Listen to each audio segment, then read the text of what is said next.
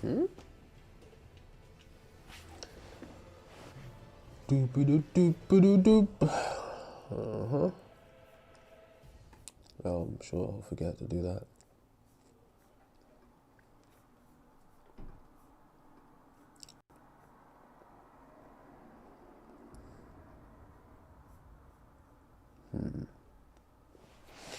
What does?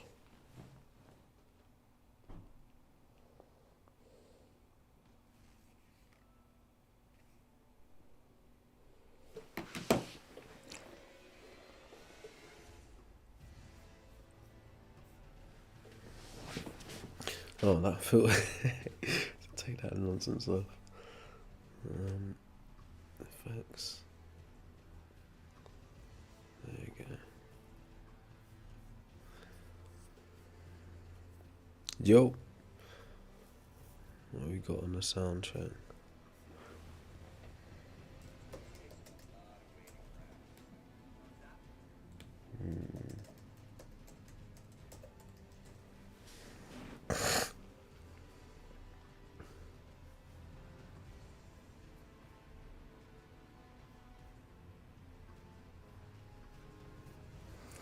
Really? Unstable network. Is that so?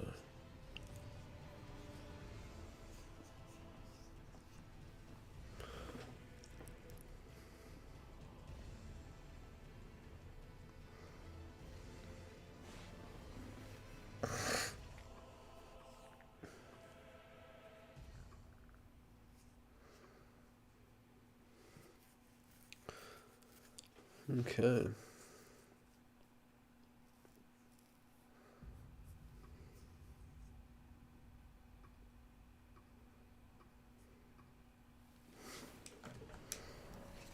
No sound detected.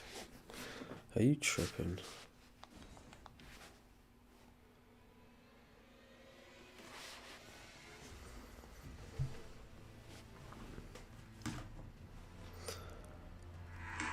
Yo. Yo. Yeah, there's sound. What's it talking about?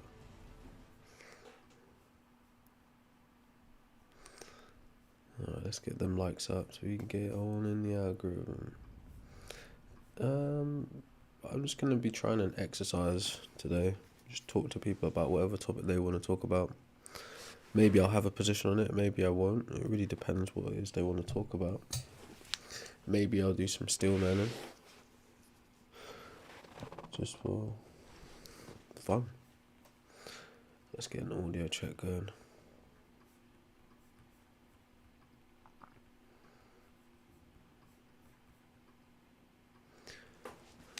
We got a movement. Mic. Yo.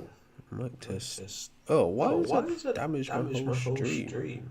That doesn't make any sense. Suspicious. The whole thing's gonna have whack. How dodgy is that? Like, what is that about? All of my parameters are locked in, and yet, when I invite a guest, everything just moves around. How suspicious is that? Alright. Now it looks all ugly.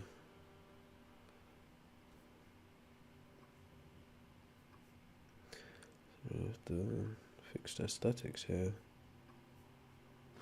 Hold up, fam. I see what you're saying in the chat, but I can't really look in until I fix this. So let's tap up that like. You can come up and speak to me, bro, not just in the comments. I will talk to people in the chat, but I also want to play some games. Oh man, that really destroyed the aesthetic of the live, man. I don't like that.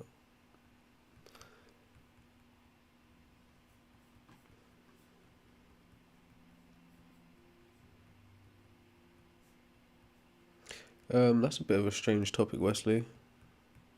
Why do you want to talk about it? Come on up. Request up. All you gotta do is press that little two people icon in the bottom of the screen. Test 1 2. I believe we're live, but I'm not sure. What's up, Anthony? Yeah. Well, Anthony, come over to TikTok if you want to debate it. I can't really debate you in a chat. Like, it's gonna be a lot.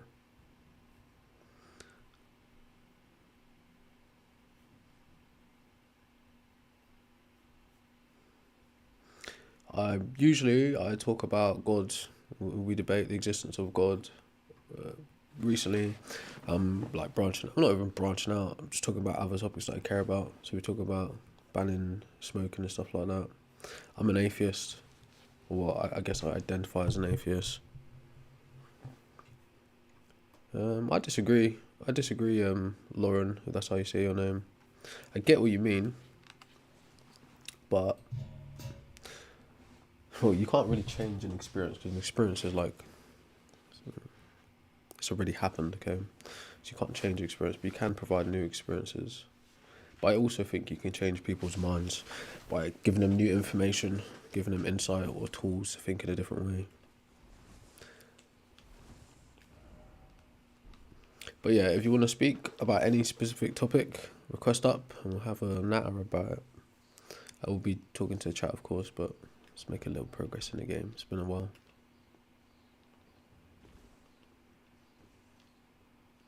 Come up, Paul. Let's talk about it, bro.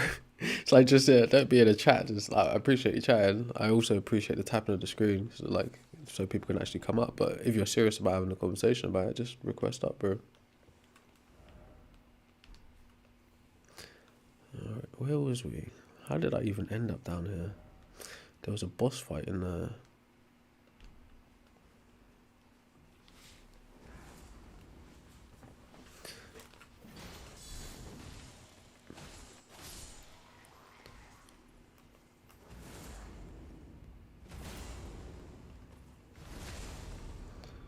No worries, bro. Yeah, you're welcome up, folks. If we can tap that screen, let's get the likes up. Let's get it shared out. Let's repost. Get people coming in. I want to hear some interesting topics today. Things I've never thought about. Perhaps I'd like to learn about. Don't know much about football, to be fair with you, Jeopardy. I don't know much about football, so I wouldn't be able to offer much there. A hot take of mine: smoking should be banned. It's not really a hot take, but I think smoking should be banned.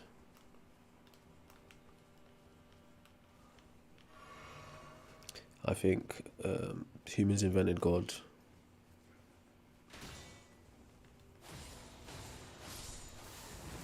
I don't know how to pronounce your name because it seems like Arabic, but I think people fail to understand that black markets exist parallel to like a normal market. I don't know what the right word is, like just like an overground economy. So parallel markets are black markets.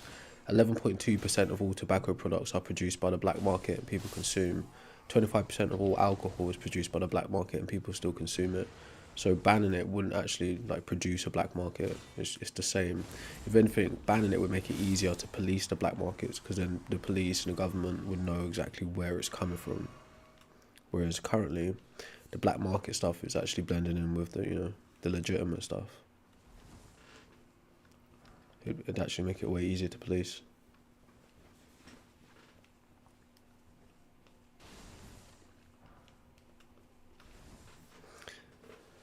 But yeah, request up. Let's tap that like, folks. Let's. Ooh, I'm getting chopped. Oh, I'm dead. Here we go. Let's tap that like. Let's repost. I don't know how everything got here, but I think there's plenty of evidence of us inventing God. There's literally thousands of gods, different configurations of gods. There's a cognitive theory that supports the first intention behind God creation. Cognitive theory is called hyperactive or hypersensitive agency detection device. That is essentially just a built-in survival mechanism that humans have, where we're able to assign agency to elemental and celestial things, and over time, that story of the wind being alive, fire being alive, becomes the first types of gods. And then people just go on to do what's called abstraction on top of those concepts.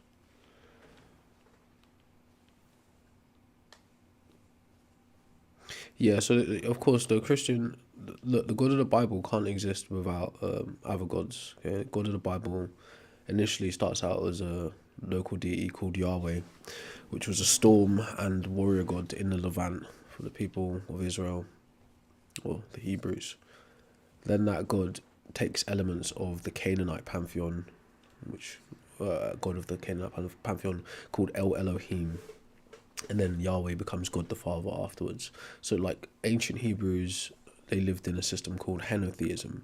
So they had a God, the tribe across the road had a God, the people in the other country had a God. They all acknowledged the existence of other people's gods, but they just said actually our God is the best God, the top God. That's just what it was. So yeah, in the Bible, you can't avoid the existence of other gods. It's just that believers call those other gods false gods, which is typical. It's like saying I support this team, I don't support that team. But yeah, request up. Let's talk, man. Let's talk about something. Or else I'm just gonna change the topic to what I usually talk about, and this is gonna be a typical typical Sunday.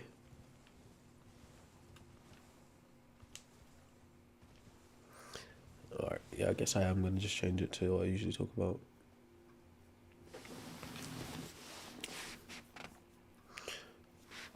Don't nobody wanna step up.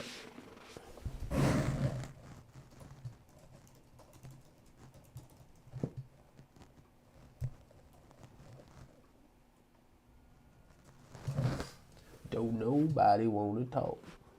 Oh, the font is disgusting. What's up, buddy? Wold up.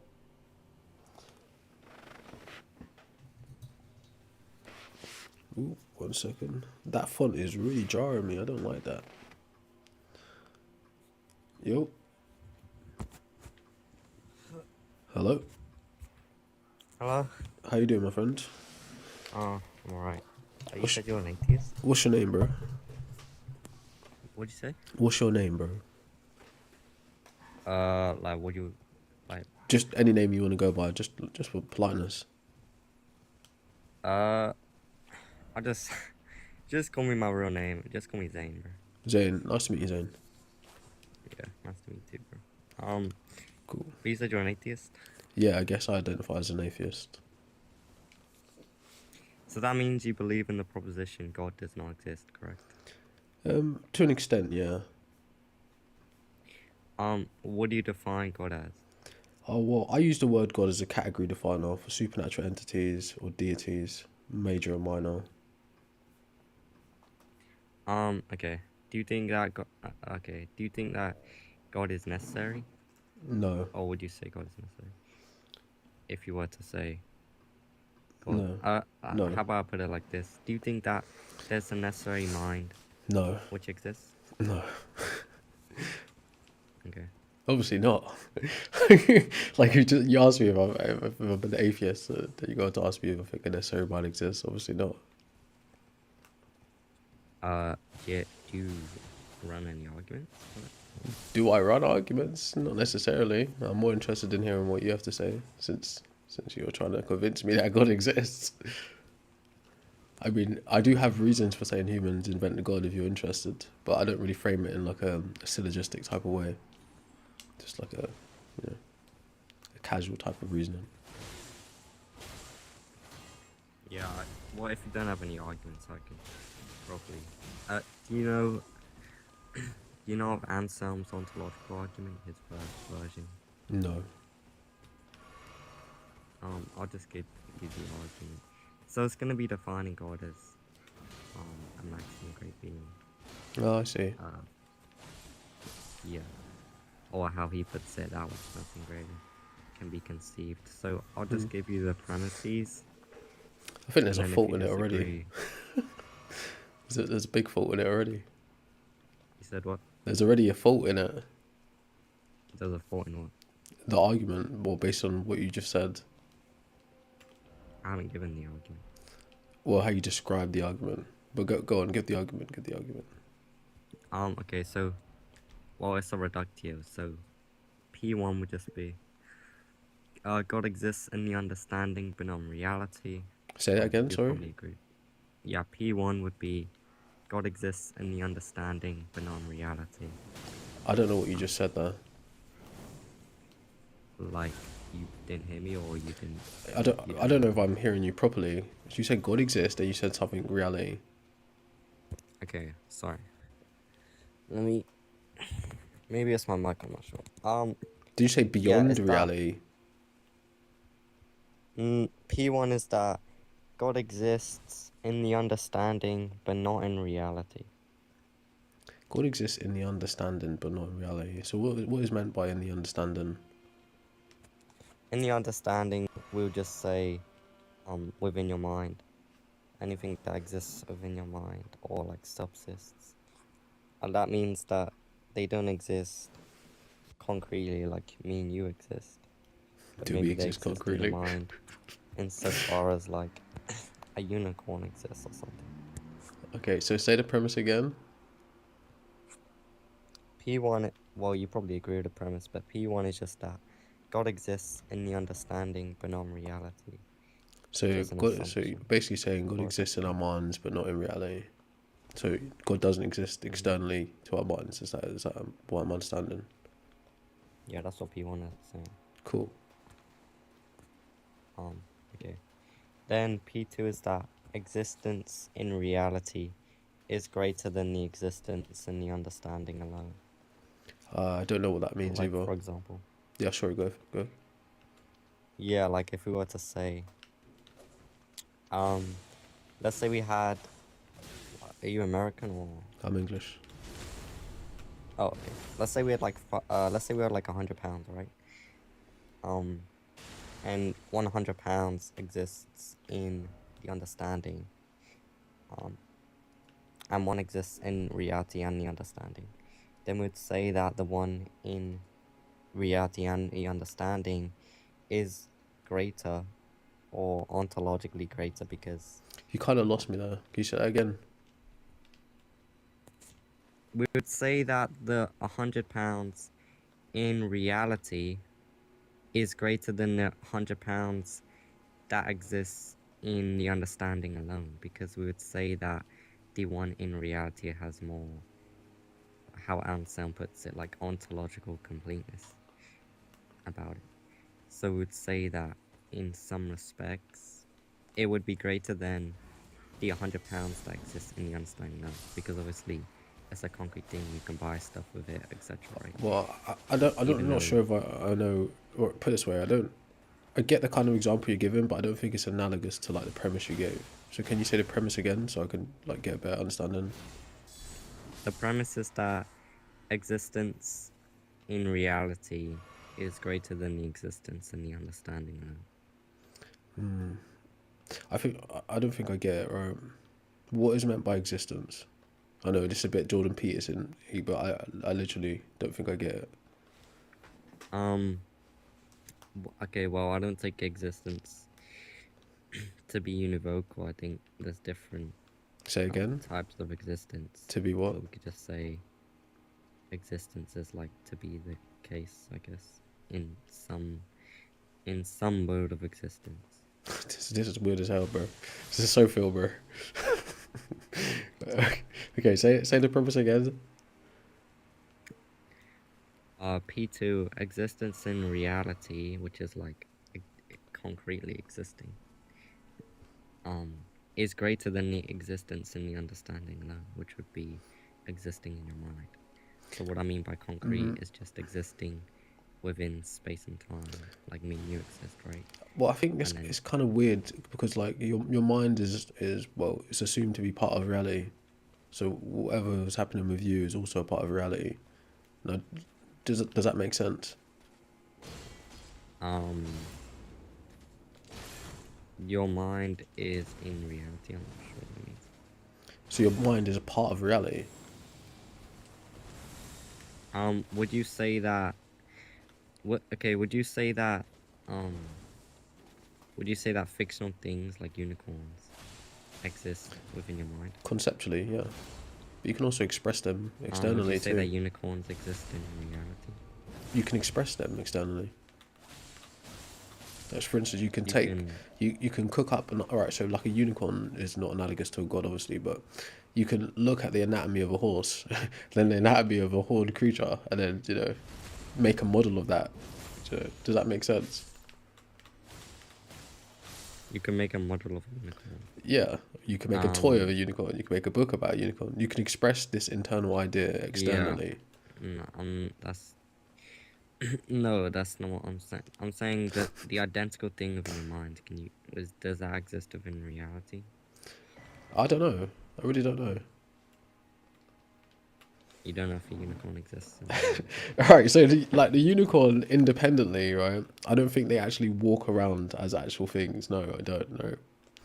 But like saying that Okay, the so thought in your mind is independent of reality is a bit weird to me. yeah, exactly.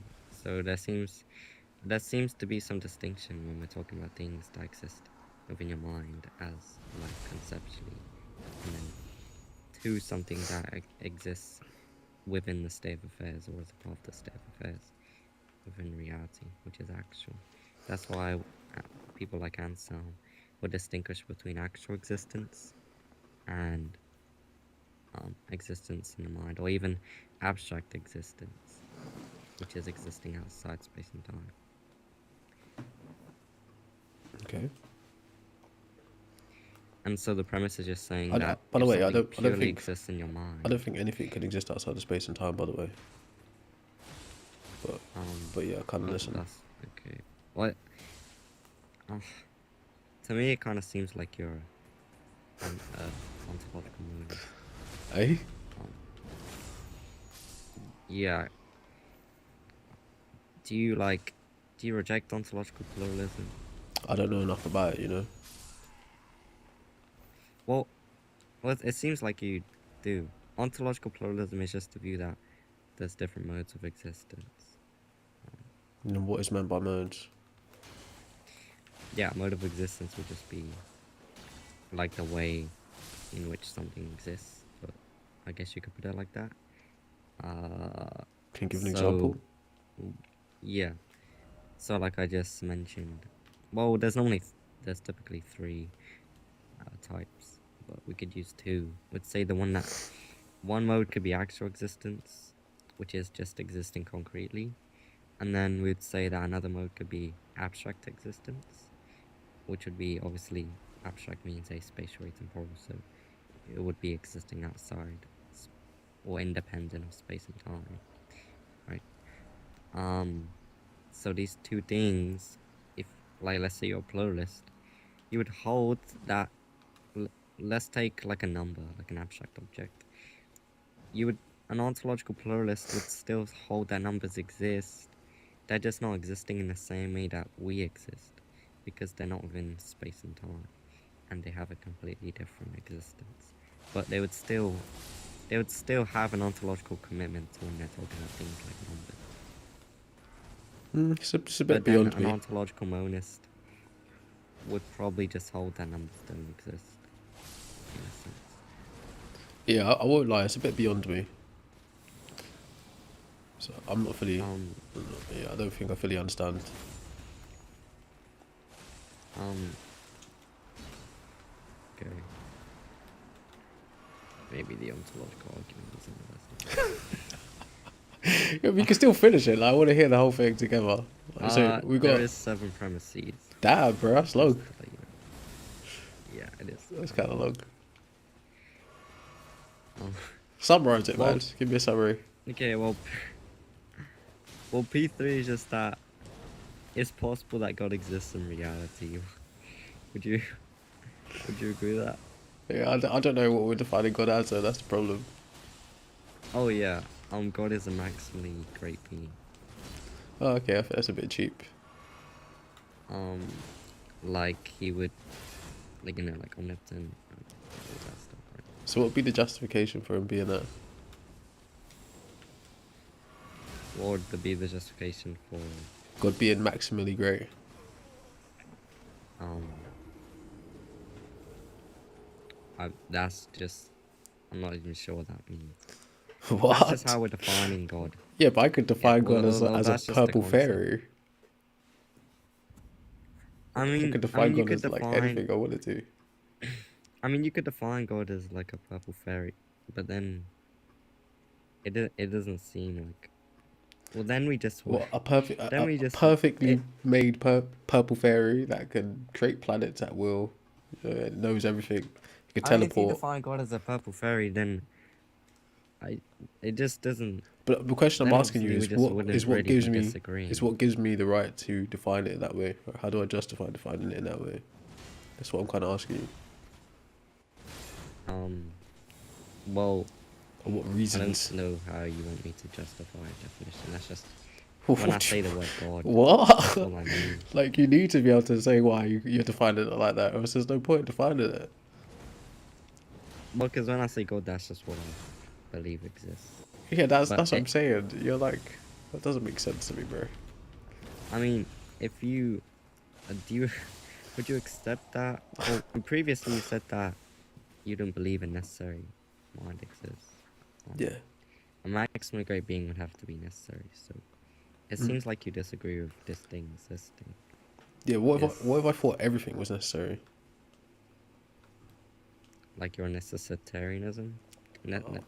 necessitarianist. I don't know the philosophical jargon, but just say I thought everything was necessary, and it couldn't possibly be any other way than it is. Necessary under what like modality? And just saying in general, like just as a layman, like things could not be any other way than which they are. That's all I mean. I'm not sure that like normally when we apply that modal profile to something, we would say that it has some modality in which it's necessary. Like I could say that something is logically necessary, but then that would be completely distinct from saying something is like nomologically necessary. And then obviously I don't that's know an what important nomologically distinction means. because if you're just saying that all things are logically necessary, then now obviously seems to be false because something logically necessary is just one which or just some proposition which is always true regardless of form or content. But then obviously that seems to be false here. If we're saying that all things are like nomologically or metaphysically necessary. I don't know what that means. Well, okay, nomological is just relating to the laws of nature or like the physical laws of reality.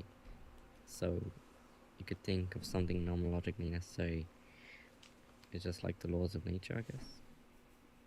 Like the laws of motion or something. But then maybe some people would. this is so weird. A delete the app tier debater. I don't even know. So weird. Is that a compliment? I don't know. These comments are funny, jeez. All right, look. But What is just the summary of the argument? Because this is just going in circles. okay. I did summary not of an expect to be talking about Yeah. God today. But sure. The summary of the argument is basically this: if God is that which nothing greater can be conceived, and we can conceive, or well, it's based off P2. So, if it's true that things in reality are greater than things that exist only in the understanding, and we can conceive of God in reality, then that means God in reality would be greater than God in the understanding alone. But then that would create a contradiction, because God in the understanding alone, or God is that which nothing greater can be conceived. So if you can conceive of something greater than God, which is God in reality, It sounds like then that would gibberish create to a me. contradiction. I'm not gonna lie to So you. then, if God does not exist in reality, then there would be like a metaphysical contradiction, and then that's why it's a reductio. So that's all we're doing is showing that P1 leads to a contradiction, and then therefore would conclude the negation, which is that God exists in reality. Well, like I said, all of this sounds like gibberish to me. I'm not gonna hold you, bro. But I'm not a philosopher, so there's that. I don't know. No, it's okay. I, to be honest, I probably shouldn't have used this because normally I just assume that people debating have read on it, Nah, which is my fault. nah. Is there anyone else requesting or? No, not really. No. Well, obviously they think we're having a an ontological debate, so I don't think most people will be Um, interested in that. To maybe be quite fair, but it's fine. we don't even have to debate. We could just talk about some arguments. To talk about what? I said we don't have to necessarily debate. We could just talk about some arguments. Talk about what? Trying to, and I said, I said, I said we don't necessarily have to debate. We can just talk about some arguments. if you want. Oh, some arguments. Why'd you speak like that? It's like some arguments. What the fuck? What is that?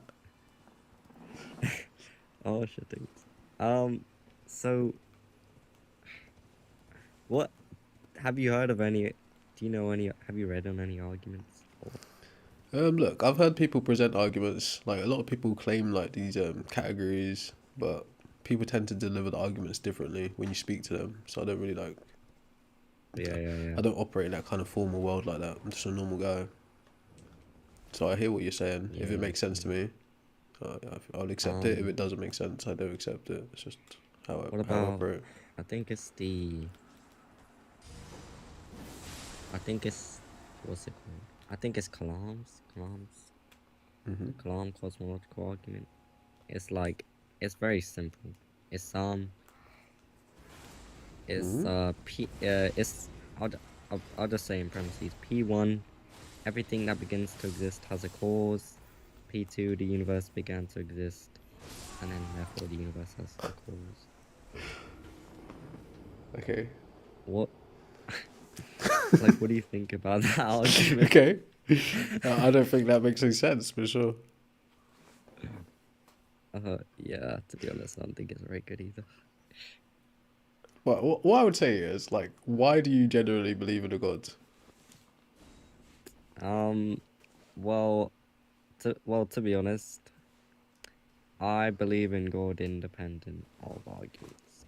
I thought that might be I the don't case. think there is one argument out there, like one sole argument, that could make you believe or not believe. I don't think that's possible. So what are your reasons? Um, like anyone else's reasons, Do you actually know them? just yeah, just the like how I was brought up, or I don't even know, to be honest. Shit, you don't even But believe in I God don't then, think really? You're just in it for the I don't debate. think. Yeah, it's like a faith, bro. Yeah, you're not really serious about it, I can tell. Yeah, I just like studying natural theology. I think it's quite interesting, but I Can't don't blame believe you. there is any. I don't think there is actually any single argument that can actually Yeah, prove or disprove that God exists. I don't think that's actually possible. I kind of agree with you, but I'm interested in why people in general carry on these traditions and they believe in these things and the cultural impact of them. I don't think. Look, I know you can give a valid argument. I know you can even give a valid argument that's also sound in some ways, whether it tracks reality. Mm, sound is this. You can obviously give a valid argument because that would just be one which is formally or structurally valid, but Mhm. sound, I don't think you can give a sound argument. What for God? Or I don't think, maybe you can give a sound argument, but I don't think we could ever know if the argument is sound. Yeah, Because well, I there's guess always going to because be, there has to be some truth though. there's always going to be contentions on, on the premises. So then you kind of agree that these kinds of arguments or like they're more like exercises rather than actually trying to figure out the reality that we live in. Yeah, that's low-key facts. So that's fair. I'll probably agree with that. But you don't really I believe in just think God it's then. interesting to like. I find it nice to just discuss and see what people think themselves about arguments. Fair. Um, It is interesting when you're up for that. yeah, like It is interesting. you should Oh, start here we go. reading, man. I should start reading. What should I start reading? Start reading on these on arguments. Yeah. These philosophers, bro. Well, I do read about some things, but I don't really find these kinds of arguments like useful. I think, look, if this is like your gateway into philosophy or the debate scene, then yeah, maybe. But like outside of that context, I don't think these kinds of arguments are valuable. Yeah. The the only Oof. I've seen the only argument, well, not even an argument. The only way I think someone could actually be fully convinced is from a personal experience. That's dubious. But obviously, you like when I say personal experience, it would have to happen to you. I don't think telling someone it's happened is gonna convince them. There's no way that's probably not gonna happen. Yeah, because That would be a terrible argument. But let's say it happened to you yourself. Maybe that would convince you personally.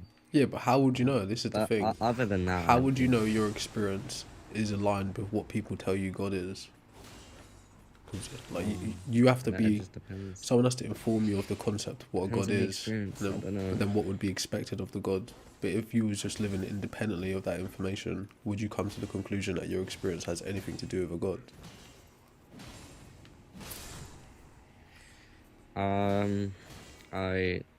It depends on what experience you have. If You would have to start from the Like- ground up. yeah, like that's just the only way I think. Yeah. I don't think anyone's gonna be truly convinced. So I Yeah, think it's possible, So why? but So why do we like- carry on doing it then? If it's basically By ridiculous. an argument. No, just in general belief systems, like in spreading the belief, like as a type of propaganda. Like, it's obviously not demonstrable. It doesn't really have that much value. So why are we doing it? Some people just like to believe that there's something else out there, I guess. But Maybe can you convince them to actually go look into reality and try to figure out what's actually here, rather than spiritual nonsense with all yeah, due that's what I'm respect? saying. I don't think it's possible to even know that for certain to actually Know what? give an argument that can, or even to whatever, to 100% be certain.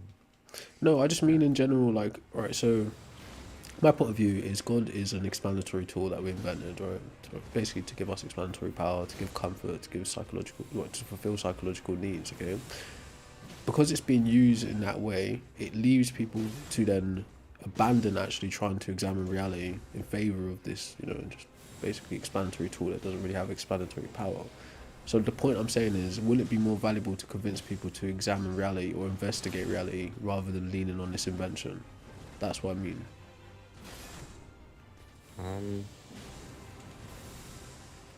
I'm not sure if I can answer that. What do you mean? I don't know. Maybe I'm not smart enough. What do you mean? Maybe I'm not smart enough to answer that question. Capping, bro. Also, like what? I just noticed you changed the point. Did I? I think people are confused. Oh no, that changed ages ago, bro. Before the conversation started. I didn't even notice that. To be honest. Yeah, I still don't mind talking to people about any topic. It's just that no one was requesting up, so I just figured I'd just put it to that. So I think people are coming in and seeing that, and then we're talking about God, and they're like, "What?" Yeah. I mean, I don't mind. I'm here to have an open debate today, this Hey weekend. guys, Just random topic. request that and debate.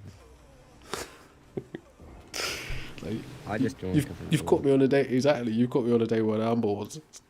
They're bored of having the same conversation every fucking day. Excuse my French. I just saw your live and I was like, I was joining, nothing doing anything else. That's No, funny, nothing Ethel. wrong.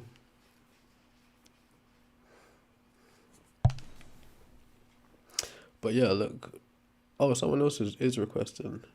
Nah, smoking should be banned. No, that's facts. I didn't even realize that. That's Alright. Alright, Paul and T4. I think on a day when we're actually having a good discussion and like my mind's in it and my heart's actually in the conversation, we should pick the conversation up. I was being a bit of a dick, just to be honest with you. But not saying I actually do fully understand everything you're saying, because I don't, right? There's lots of stuff I don't fully understand. I have no qualms about that. But it's just I'm just not really in it. Yeah, we should definitely discuss again. On another day. We will, bro. Yeah. Alright. Take it easy, bro. Right, so it was an open topic, but like, because no one was requesting up, I decided to just put it back to the topic we was discussing yesterday. So we do have a request. Hopefully it's not someone trolling. Yo, Hello? how you doing? Yo, What's up? doing all right? How are you?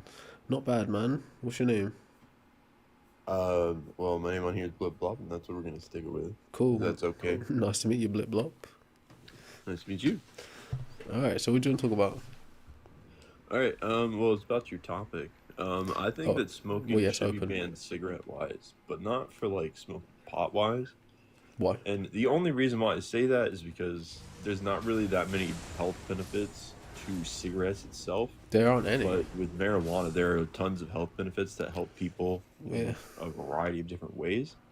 And it Yeah. out and I it's don't not think- an addiction. No, that's wrong. That's not true, right? You can get addicted to marijuana. Well, there's not really that much study But- on. I mean, there's not really any information on it being addicting. What? It's more of people wanting. Do you know people who smoke It's- weed? Yeah, I do smoke weed. You exactly. I bet you any money you're addicted to that shit. I'm not. I've actually went about Yeah, 4 months without like, smoking it. not to be a and I dick, right? smoked today. Brother, ah, shit. And then Not to I'm be a not gonna dick, smoke- right? I'm not like But urging to if smoke. you've ever had a conversation with an The addict, difference between being if you've no, the ever had a difference of conversation with an is addict, somebody who they can't don't think they're regulate addicted. what they're doing and have it to be just an occasional thing. I Oh haven't my smoked gosh. in 3-4 months. I'm not craving to smoke right now. I'm not craving So- to smoke later. yeah, so I yeah, can pick yeah, it up whenever yeah, I want yes, to. bro. That's But cool. I'm not That's wanting cute. to. That's cute, right? But that's what every addict says, ironically. Right? So No, you're because kind of in a that's- trap. If you look up the studies on that, there's no Bro, study that that's says a that it's cope. an addiction. That is a cope, right? But anyways, like I don't want to get caught up on the marijuana topic, right? I was No, more but I'm talking just about saying, tobacco. like, smoking in general, because marijuana has more health outweighs No, health not benefits smoking. than Not the smoking negatives it, that it no. has. Yes, it can still No, give not you smoking cancer. it. Not smoking it, bro. Yeah, If you extract the smoking it and various, if everything, if there you are extract so the many things that it various, helps with. like you There are know, people that have oils issues with and anxiety. There are THCs people and that have CBD. issues with other mental health Brother, issues listen, and man. with physical pain. I can't really bother to talk over people today. It's a bit jarring, right? Listen, You're not smoking letting it. me finish what I'm saying, though. I know because we're going back to a point. We're going like past the point. Okay, so smoking it doesn't have more health benefits, right? If you can extract the various different, you know, like CBDs, THC, or whatever the thing is that they do with it, you'll get more health benefits out of that than smoking it. Smoking in general, right? It doesn't matter if you're smoking crack, tobacco, or weed, right? Smoking in general damages the human body, so there's no point caping for that part of use. Recreational use by smoking marijuana, the benefits like don't outweigh the cons in terms of like the mental health damage, the respiratory damage, right? It just doesn't. Okay. Well, I genuinely think it does, because there are people out there that are suffering in pain, and there are people with other things, That's and cap. sometimes people would rather.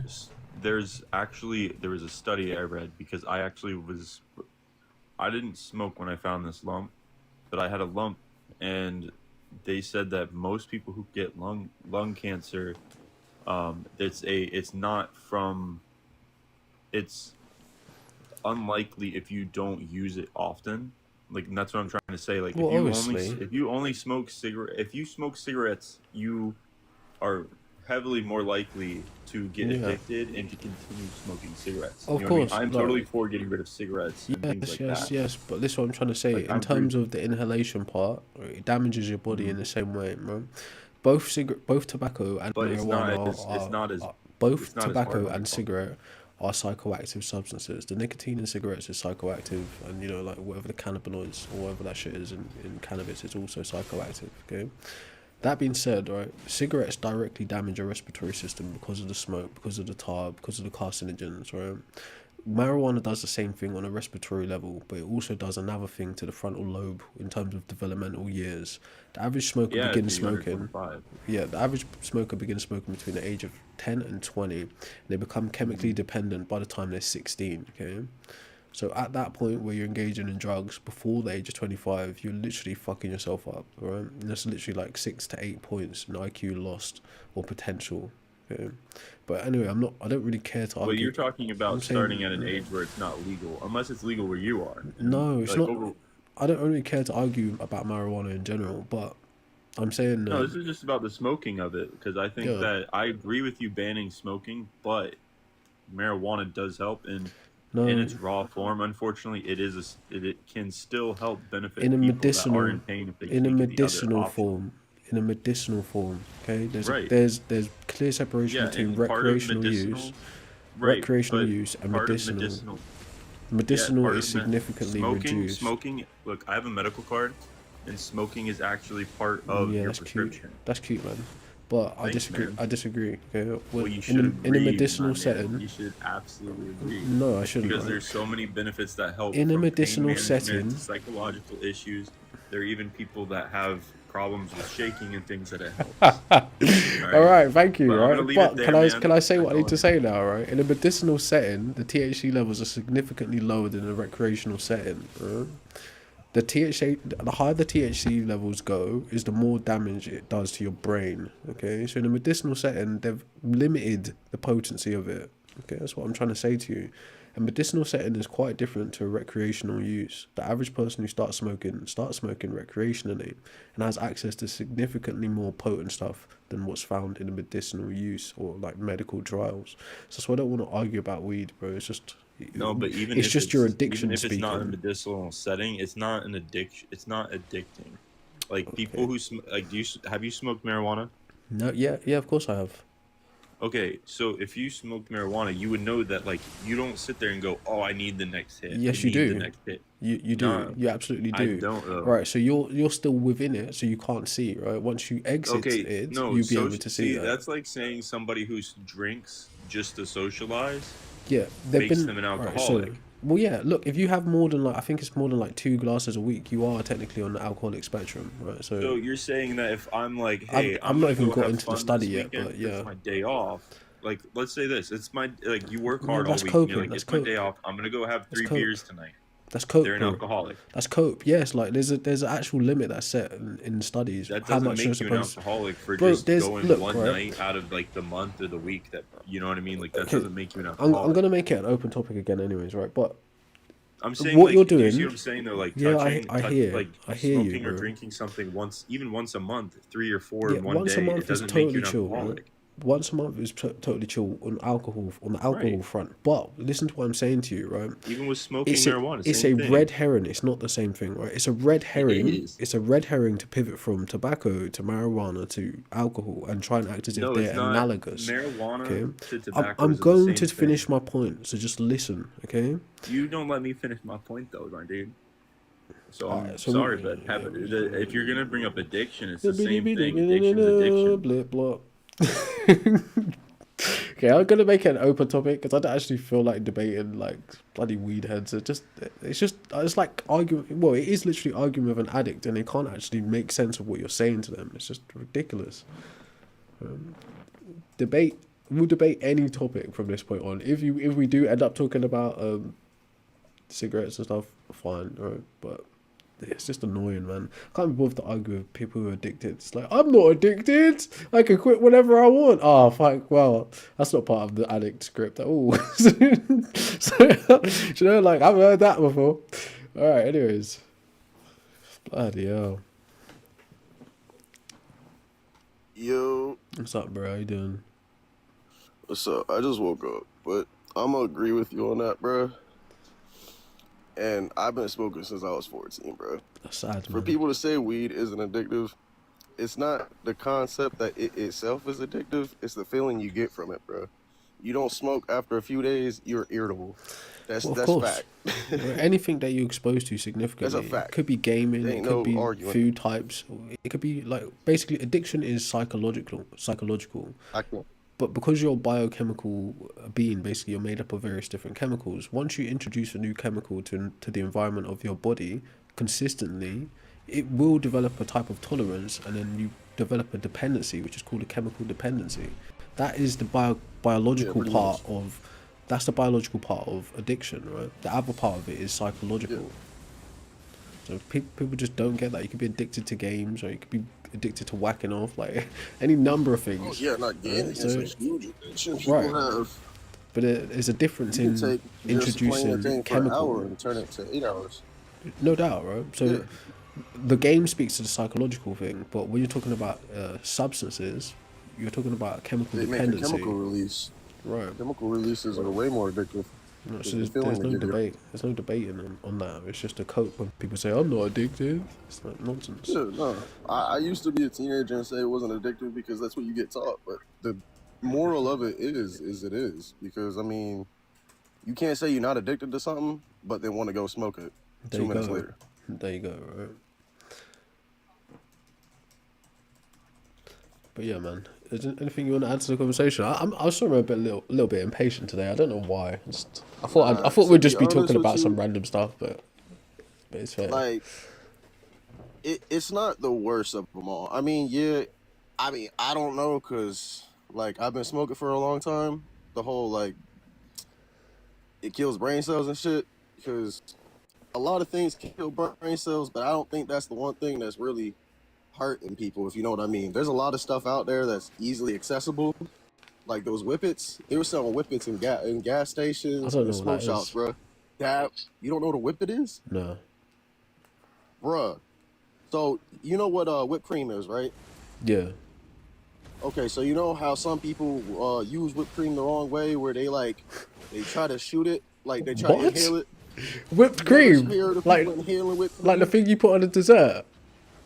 Yes, No the way. compressed air inside of the can. Ah, okay, the air. Yeah, All so they right, were selling okay. huge ass whippets in fucking smoke shops. They just banned them. People were Oh, frying you their know brains what? with it. Yeah, okay, I think I know what you're talking about. I see them in the UK. Like people just discard them Yeah, all over the place, like on the roads and yes, stuff. bro. That is a real epidemic right there. That is That yeah. killing people, literally making people brain dead. When you said whipped cream, I was like, how can you abuse whipped cream? Yeah, Like, nah, they yo, what just the call it fuck? whippets. So that's what I was confused at. But yeah, I've seen Yeah, those discarders on the I've seen roads. jits literally go from having some sense to having no sense at all, just from one hit. That wouldn't surprise me, bro. Like drugs in general are like they're designed to alter you, they chemically alter you. Yeah, So they're gonna have but adverse the thing effects. about drugs is it's just a mixture of different uh herbs and shit. I mean, if you're talking about like hard drugs, like they have gasoline and like other things like that, that's a completely different drug. Because I Yeah, mean, they're you all can just go to a medical chemicals. standpoint. Yeah, it's all chemicals. Xar is not acceptable. That's exactly what we were just talking about. It's like a, but yeah, look, in terms of the smoke on the smoking point, right? Because I don't really want to have a smoking debate all day, but we can if you want, right? But in terms of the smoking point, okay, 1 in 3 people who start smoking will die from smoking, right? So that's half of all people that begin to smoke. So 1.3 billion smokers in the world, half of them will die by smoking, okay? 7 million people die a year by smoking. 1.6 million people die from secondhand smoke, just being next to those people, okay? In the UK, right, we make about £7 billion by taxing tobacco-based products, but yearly, that's annually, right? And annually, it costs us 44 billion. Oh, jeez, what's happening now? It costs us 44 billion to look after the sick and the loss of productivity, right? So it's just a net negative smoking in general. So, like it's an immoral practice from corporate to consumer. But yeah, anyways, that's all I really have to say on that. Yeah, no, I mean, I can see a reasoning for it because I've been smoking for so long. There's some aspects of it that I mean, you can say are beneficial. I mean, there are more that aren't beneficial because of the thing it does to you long term wise. But I wouldn't chalk it as to a compare the benefit. smoking to compare the smoking from weed smoke to tobacco smoke, it's two different smokes. They affect you in two different ways. No, they don't, right? One is Well, worse. chemically they do. One is objectively worse, right? But I would say cannabis is close. Like, put it this way: if we are to continue the trajectory that we're on of legalizing cannabis and like creating dispensaries, and, like various government regulations on it, it's going to be worse than tobacco in the future because of the psychoactive element of it, right? If you But think are you about how just the looking market at functions, the just the smoking aspect of weed itself, not all the things that weed itself can make? Like, Right. there's a lot of things So hemp can yeah, do. of course, right. But If it gets legalized, you realize how much money things will be saved just by processing everything through hemp. no, it's another type of commodity. Okay, so it's not the human, it's not the customers, meaning the average Joe, the worker that will have money saved. It's the corporations that will make money. Okay, that's how that works. But yes, Oh yeah, there no, is that's a why it's being there's more a legalized there now. is a separation between medicinal use of a herb and what's the word, recreational consumption. Okay? There's a complete difference. So yes, like the hemp plant itself, the hemp seed, like you can literally eat hemp seeds. It's in all kinds of like Yeah. pick and mixes and stuff. You can make textiles out of hemp seeds, right? Ropes and stuff. Okay, you Well, can make you can make medicines concrete out out of of hemp. hemp. Yeah, well, that's what I'm saying. As a plant, as it exists, there are various different uses for it. But the reality is, people try to pivot to those benefits when they're talking about their recreational consumption of cannabis et skunk, primarily. Okay, Well, I mean, in that that's two concept, different conversations. everything can be made in a way corporation can benefit off of. It's just by the spill that they put behind it and the attraction that they know that people are wanting it. Yeah, It's but as easy as making something not accessible and making it against the law to have to make the attraction to it more because you're like a kid. You in a get told you way, can't do something, you're gonna want to do it. Anytime someone says you can't do something, right? there's Yeah, something in that's the kind of body that true. tells you I want to do it. That's kind of true, but you can also raise the consciousness around the topic to change how you view that prohibition, right? If you were to say to I get someone, it, "Hey, but you're not," no, society listen, kind of bro. kills that. If you're to say to Or somebody, sorry, "Look, you can't use asbestos," right? They're yeah. not gonna say, but because you're telling me I can't use asbestos, I'm gonna go use asbestos. No, right? The consciousness is raised about around what asbestos does to people. Okay, the long term diseases it causes. Depending on People your say, knowledge on it beforehand. no, but it's the same as saying, look, you can't put lead in petrol anymore. You can't put lead in paint anymore, right? Prohibiting it doesn't mean that, like the government said I can't use lead in petrol and paint anymore, so I'm gonna go get my hands on lead, all right? What I'm trying to Well, say hold to you on. is, Do you know what lead does in the paint besides the no, harm it does? with all due respect, all right, I don't know the actual science of it. I'm using it as a point, okay? I know you're using an example. I'm just saying Right. there's reasons for everything, why people do Yes, things. You may not there's understand also the reason of why reasons. that. No, don't get me wrong. I'm speaking to the prohibition part of it, the psychology behind the prohibition. I'm trying to say, if you change the consciousness around the substance, right, you no longer make it normalized, you no longer make it cool, that prohibition doesn't then become like a negation of rights. Like you're telling me I can't do this, therefore I must do it to exert my rights, right? If You you know what happened in change the America in view the around 30s? it, yeah, of course I'm aware of the prohibition, right? It's a Christian experiment initially by a government that was temporarily in power, or a type of government, right? They tried to enforce it with 1,500 agents for the entirety of the United States. There was plenty of corruption between the police force and the bootleggers because there was a conflict of interest. So Yeah, I'm but it was money. aware, right? There was also the Great Depression, which came around about the same time, and then the pressures of war. Okay, I'm aware of the context of the prohibition in America, right? That people look at that from a corporatized or a story version of it. It's like, look what we did in the past. It can't work in the future. Nonsense, all right? It was never implemented correctly in the first place. With all due They're doing respect, it right now right? with weed. I mean, No, if you look at it like this, look at it like this. They've had prohibition. They had alcohol that was legal before prohibition. There wasn't that much of attraction for it, but they couldn't really tax it as well as they there were could. loopholes, right? You could have alcohol for sacrament religiously, so you could have wine, right? You could have alcohol prescribed to you via a doctor, which is how people did it. In the same way it's happening right now with weed. Okay, so there were various legal loopholes all while it was banned. You could have alcohol for manufacturing.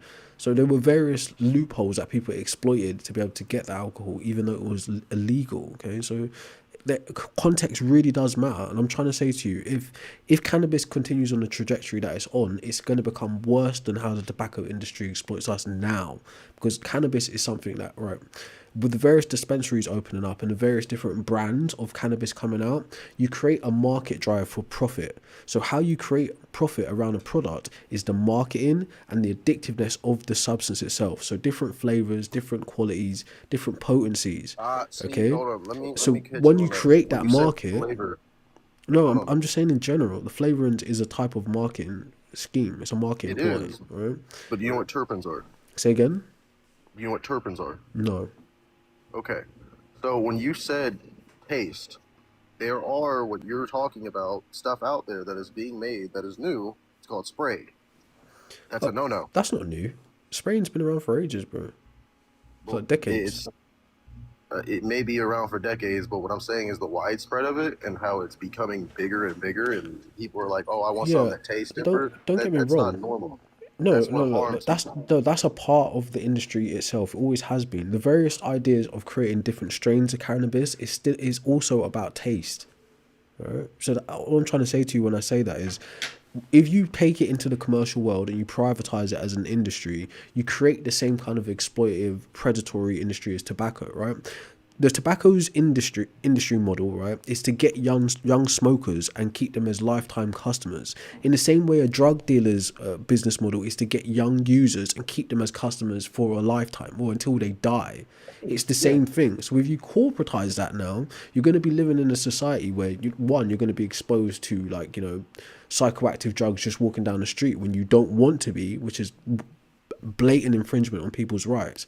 The smell of a cigarette is bad enough. The carcinogens released on the cigarette are bad enough. But having to smell really high potency skunk, which almost smells like meth, right, out of your choice Whoa, is hold on, fucking hold on, crazy. hold Okay, on, bro, but that is the society we're You're heading being a towards. little harsh Oh, on that. Hold no, on, it's bro. not You're harsh, being a little bro. harsh on We're that. talking about real experiences in the real world, right? Okay, bro, but for someone that has family that actually does that, bro, do you know what that shit smells like? Yes, I know what meth and crack smells like. I'm from a council estate. This is what I'm saying to you. I'm against this shit. Well, how you can say they smell the same is wild. The higher the potency of cannabis, the worse it smells. Okay, if someone's just blazing what's called norms or like sativa or what's Thai weed in Jamaica, it's almost indistinguishable to a cigarette. It's like a little bit of a greener smell. But the shit that people are actually walking around smoking, it's sickening. The smell is literally sickening. So Okay, they probably not smoking no, actual stuff. They brother. smoking Listen, waste. no, bro. It's possibly yes, but I'm painting a picture for you here, right? No, but Once it's I already understand. commercialized, once it gets commercialized to the level that tobacco gets commercialized, right? The average weed smoker also starts between the ages of 10 and 20, right? Your first exposure or your first debut to smoking is around the age of 13. You become chemically dependent, meaning you rely on drugs by the time you're 18. For some people, 16. Right, that is the business model for tobacco, and it's also the business model for harder drugs, right? Class A, Class B, Class C drugs. Okay, if you were to legalize that, now you create a world where it's not just like, the old granny and like the Snoop Dogg fan chuffing some, Cheech and Chong on the corner, whatever, getting the munchies and high. No, you expose yourself to an environment that was similar to how tobacco was when I was a kid. People smoking in the town hall, people smoking on the bus, people smoking in the shop, people smoking on the corners, right? But like I said, a psychoactive substance isn't something that a sober person wants to be exposed to. Okay, cigarettes are bad enough because of the carcinogens and the smell and the secondhand death. But psychoactive substance, like you go to a party, you're in one part of the party, people start smoking in that part of the party. The whole place, the space is now contaminated with what they're smoking. Okay, now imagine that on a day-to-day public level. Sober people don't want that in their life, right? But there are various problems, right? And you also got to think about PTSD of some people who grew up in like smokers' houses, right, and have their own experiences with smoking. That is a trigger, right? And also the mental health ties between cannabinoids or cannabis, schizophrenia, and psychosis is real. But all of those things will be heightened if they're commercialized, normalized, and legalized. Right? It'll be So I got a worse. question. You think if it gets fully legalized, there's gonna be more want for it? Well, obviously, because it's easier to market now. The way it is currently, right? You've got like celebrities, you've got billionaires making their own strains, smoking it on the TV, smoking it on the podcast, right? Promoting it, right? Whereas back in the day, not even back in the day, whereas whether it's when you're talking about normal populations of people, it was more of like a private, secretive thing. Like you go and find a space away from people to smoke your weed, right? Because you don't want to be bothered, and obviously you don't want to be arrested, right? But the way it's going, it will be like smoking a cigarette in front of a police officer, which people do anyways, right? All I'm I've trying to walked say past is, cops smoking joints yeah, before weed was being real legalized. It just depends on who you go by and this and that. And to be honest with you, I mean, I get your standpoint and yeah, what you see and what you can see it going towards, but it will be worse, bro. Because like, if you think about how a drug dealer sees his customers, right, they're a means to an end already. Right, so the point is to hook them in. Like, yeah, let me give you a sample. In the same way people sell coffee, give you a sample, right? You like it, don't you, right? Because it's psychoactive. Now you're addicted to it. You're gonna come back and look for me to get that first experience you had the first time you tried it, which you will never Well, have. Okay. the Now imagine that on a psychological thing you're corporate talking level. about, the psychological thing you're talking about. Have you ever heard or seen any cases of someone smoking and then going out and committing a heinous crime? Look, I wouldn't know, right? But I definitely know for certain. No, look, Well, I we wouldn't have know seen of that with specific alcohol and other cases. drugs. No, but there's plenty of people who have committed crazy crimes that are on drugs, right? Weed, alcohol, smoke, like coke, whatever, right? Chalking up the specific crime like alcohol is different. Alcohol, we do know, has very different violent effects and well documented problems to it. So I'm not saying weed is analogous to alcohol in terms of the direct correlation of crimes, but there's no doubt about it that many men that have been arrested that are serving crazy sentences right now were high when they committed the crime. That is a fact, okay? But I'm not saying it's directly the cause of crime. So like bringing it down to just a crime alleviation point to me is a moot point. So people can do crime sober, people can do crime high. Right? I'm talking about societal impact. Yeah, but if it's a huge psychological thing, then you would think like other things that make people do crazy things off that substance, unlike that substance, That's a there would bad be a point. correlation. No, that's a bad point. Like I said, right? There is a psychological element to cannabis, right? With I'm not saying it's schizophrenia and psychosis, right? But there's also right. So the feeling of being high is a mind altered state. So meaning Yeah. when you are under influence, you are not yourself. Meaning you won't be making decisions as you would make them I feel like you're just a clear more minded. relaxed state of yourself. That's your opinion. That could be very true for you, but that's not necessarily true for all people. Some people it induces anxiety. Some people it doesn't. It relaxes them. It depends on you. You're a chemical think that being. What you're looking for is it activates the fight or flight. That's why animals in nature don't eat it, because when an animal in nature eats a weed plant, they become more docile and they're not about their surroundings. Right, So but they're that not on the doesn't make you survival safer. anymore. Right. It's not about making you safer or anything. In a standpoint of what it does is different to everybody, agreed. Yeah. But what you're talking about is a fight or flight sense. That's not No, immediate. I'm gonna go. no, that's a part of it. It limits your cognitive functions as a whole. It doesn't heighten your cognitive functions. It limits them, right? So your cognitive functions, things can like heighten it, things like depending on what reasoning, you're things like doing. There's recognition, different things like strands. memory, right? These are cognitive functions that are necessary to make good decisions. Okay. Okay, and So if I the would like state to of say being that high, there's people that would say that some strands, like anecdotal. okay, do you know the difference between indica Yes, and one's a female, sativa? one's a male. Yeah, I know, right? No, indica and sativa has nothing to do with male and female. All right, my bad, right?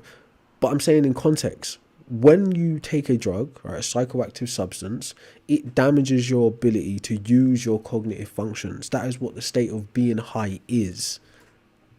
Okay? I'm not gonna say it doesn't do that, but again, are we just on the main factor that it affects the brain in a type of way? Because if we're gonna go on that factor, do you know what happens when you sneeze? What happens? You know how many brain cells die? Scientifically, has been proven every time you sneeze. But do you No, know just why? realistic. But do you know why you sneeze? It's to get pathogens Why? out of your body. Okay, but when you remove those pathogens, you're also killing brain cells. Yeah, but that's a natural process of your body.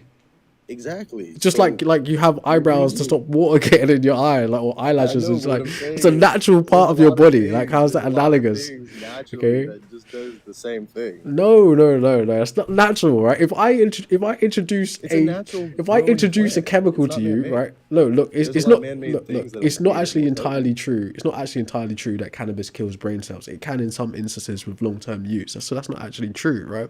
But I'm just saying, if you based on the example you gave, if I introduce a substance to your body that kills brain cells, how is that analogous to sneezing?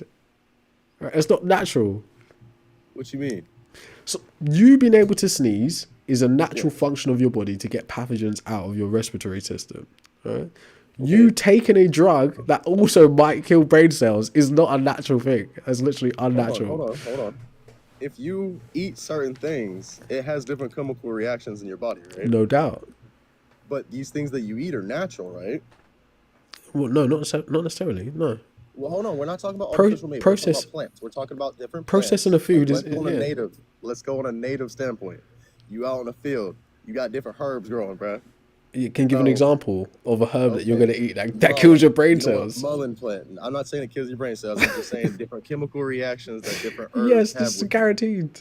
That's a You fact, know what right? mullein does? No, I don't know what that even is. All right, so mullein is a natural respiratory cleanser, detoxer. So if you go back in time, natives would either eat mullein plant or smoke mullein plant to cleanse their lungs. Maybe. I don't know if that's true because I haven't checked it, Well, but there's maybe. a lot of different things besides herb, I should say, that is something people smoke. Right. Don't get me wrong. It's not analogous to the sneezing. That's all I was pointing out, okay? So yes, like if you are biochemical, which you are, you're like a bag of chemicals that make up flesh, right, in your blood, all of these kinds of autonomous functions in your body are chemical reactions essentially. If you introduce something else, be it in a plant form or like in a water form, right, you're also introducing a chemical to that ecosystem of your body. Okay, so in terms of it being natural, it's not analogous. That's what I'm trying to say. Okay, there's gonna be effect. There will be an effect whether you eat sugar, whether you eat like fiber or whatever. A chemical reaction is That's happening. one that should really be banned. Sugar, bro. You should see how much Well, sugar yeah. kills people. I no doubt about it. The obesity epidemic is real, right? Like high blood pressure, diabetes, Oh yeah, heart disease, fried food. for sure. We got more things that harm us on a daily that we consume that's more worrisome than weed, and that's the truth, bro. Yeah, I would agree, bro. But listen, like we've been like 22 minutes. We give someone else a chance to come up. You good? All right. I just want to jump in and have my say on it. No Have a worries, good man. one, though. Appreciate you. I didn't. I wanted to talk about random things today, but we're back talking about the same things, such as life, I guess. What's up, Sly? Yo, what's up? Yo. Can you hear me okay? Yeah. How are you, bro? What's your name? My real name? No, just a name you'd want to be called. Oh, Static. I'm very happy with Static. All right. Nice to meet you, Static. What's up, bro? Can I I saw call you you in the Seth? chat. Yeah, you can call me Seth, bro.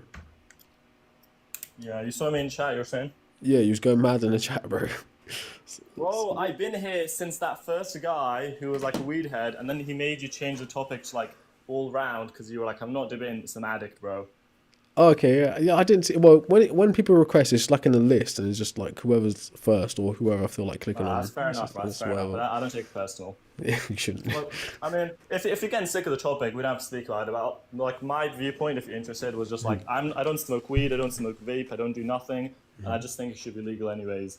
Why? Like I think you made some good points. But anyway, yeah, we can. If not that, the other thing I was going to speak about was like damn, I'm forgetting now. Wait. You can just speak about what we were just talking about. Okay, Why yeah, do you no, think but it should be like- legal? Well, the main thing is like it's pretty. It's like the same reasons for alcohol to me. Like I think alcohol should be legal, and like it's just the same reason. Do you think alcohol should be legal? Is like same for you? No, Oh, okay. I'm working on a view around it on how to approach, like, reducing the harm of it in Okay, that's society. okay. We don't have to go into that now. I'm not going to But force no, you to I don't bring think out it now. should be. Yeah, but like, I just think like my main reason is like obviously smoking is bad for you, and like whether it's like weed or like whether it's like tobacco, like obviously it's bad, and it can be bad for people around you too, right? So that's like two reasons, but also It's bad for everybody. yeah, it's like Loki is bad for everyone, No, but no doubt, except from the person it's that's selling like- it to you.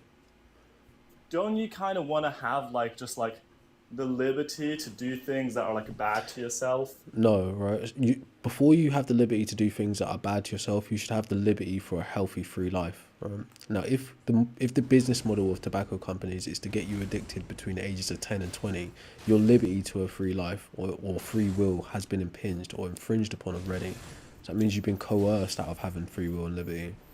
You've been literally trapped into an addictive substance. You're chemically I dependent. mean, no, I completely agree with that. Maybe my viewpoint is different because, like, throughout my teenage years and childhood years, I've never smoked nothing. I've never, like, I haven't even, like, touched a drop of alcohol, let alone smoke. So how old are you now? Like, I'm 21 now. So you've got like 4 years until you're out of the woods. Only 11% of people ever start smoking after the age of Oh, 25. well, it's probably a bit late for me because, for one, I've been drinking alcohol, but honestly, not very much. Like, only when I go out with friends or only when, like, there's some event. And as for, like, smoking, like, weed, I've tried it, right? My ex used to smoke, and I'd try with him, but he didn't like it. I mean, after I didn't like it. He obviously loved it. Fair. But he had, like, a good reason. He wasn't, like, massively addicted. He had, like, a little back pain, and, like, it would really I think help that's his a back cope. pain. Nah, I think that's a cope, bro. I think people use that as an excuse to get high. Maybe, There but are I many think with ways him, to I think, manage like, he actually pain. had that reason. There are many ways to manage pain, bro. No, but the thing is, like, the doctors literally, I'm pretty sure, right, if you believe him or not, the doctors literally, like, allowed him, prescribed him to Yeah, have, I like, know. weed for his I know. back pain, but he also went about the not legit way to get it, so that's, like, double whammy. I know there's some people who know how to finagle the system, right? It's a little bit of corruption going on as well in the healthcare or medicine industry too. Yeah, maybe some people, but sure. Anyways, and like, the other thing was, I've tried, like, smoking, like, I tried vaping, and, like, I've tried a few times, and it's like, I don't know, I don't really see what people see in it, it's not great. It's And then terrible. finally, the one thing that might explain why none of these have, like, done much for me is, like, I have ADHD, and recently I've been medicated, which is great. That's So, good. like, yeah.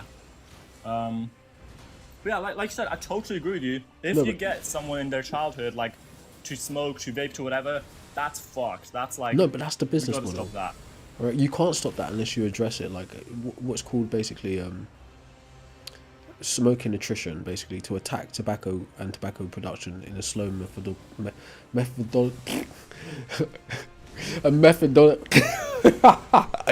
oh my gosh, just methodically. It's like, oh god, brother.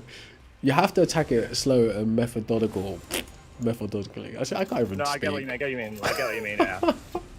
Sorry, that's It funny. seems though like we Oh basically my agree gosh. then that like during the childhood we should like guarantee no kids ever get a hand on it, but we disagree on one thing where I think you should be allowed. You think you should be allowed as an adult. You think that's fine.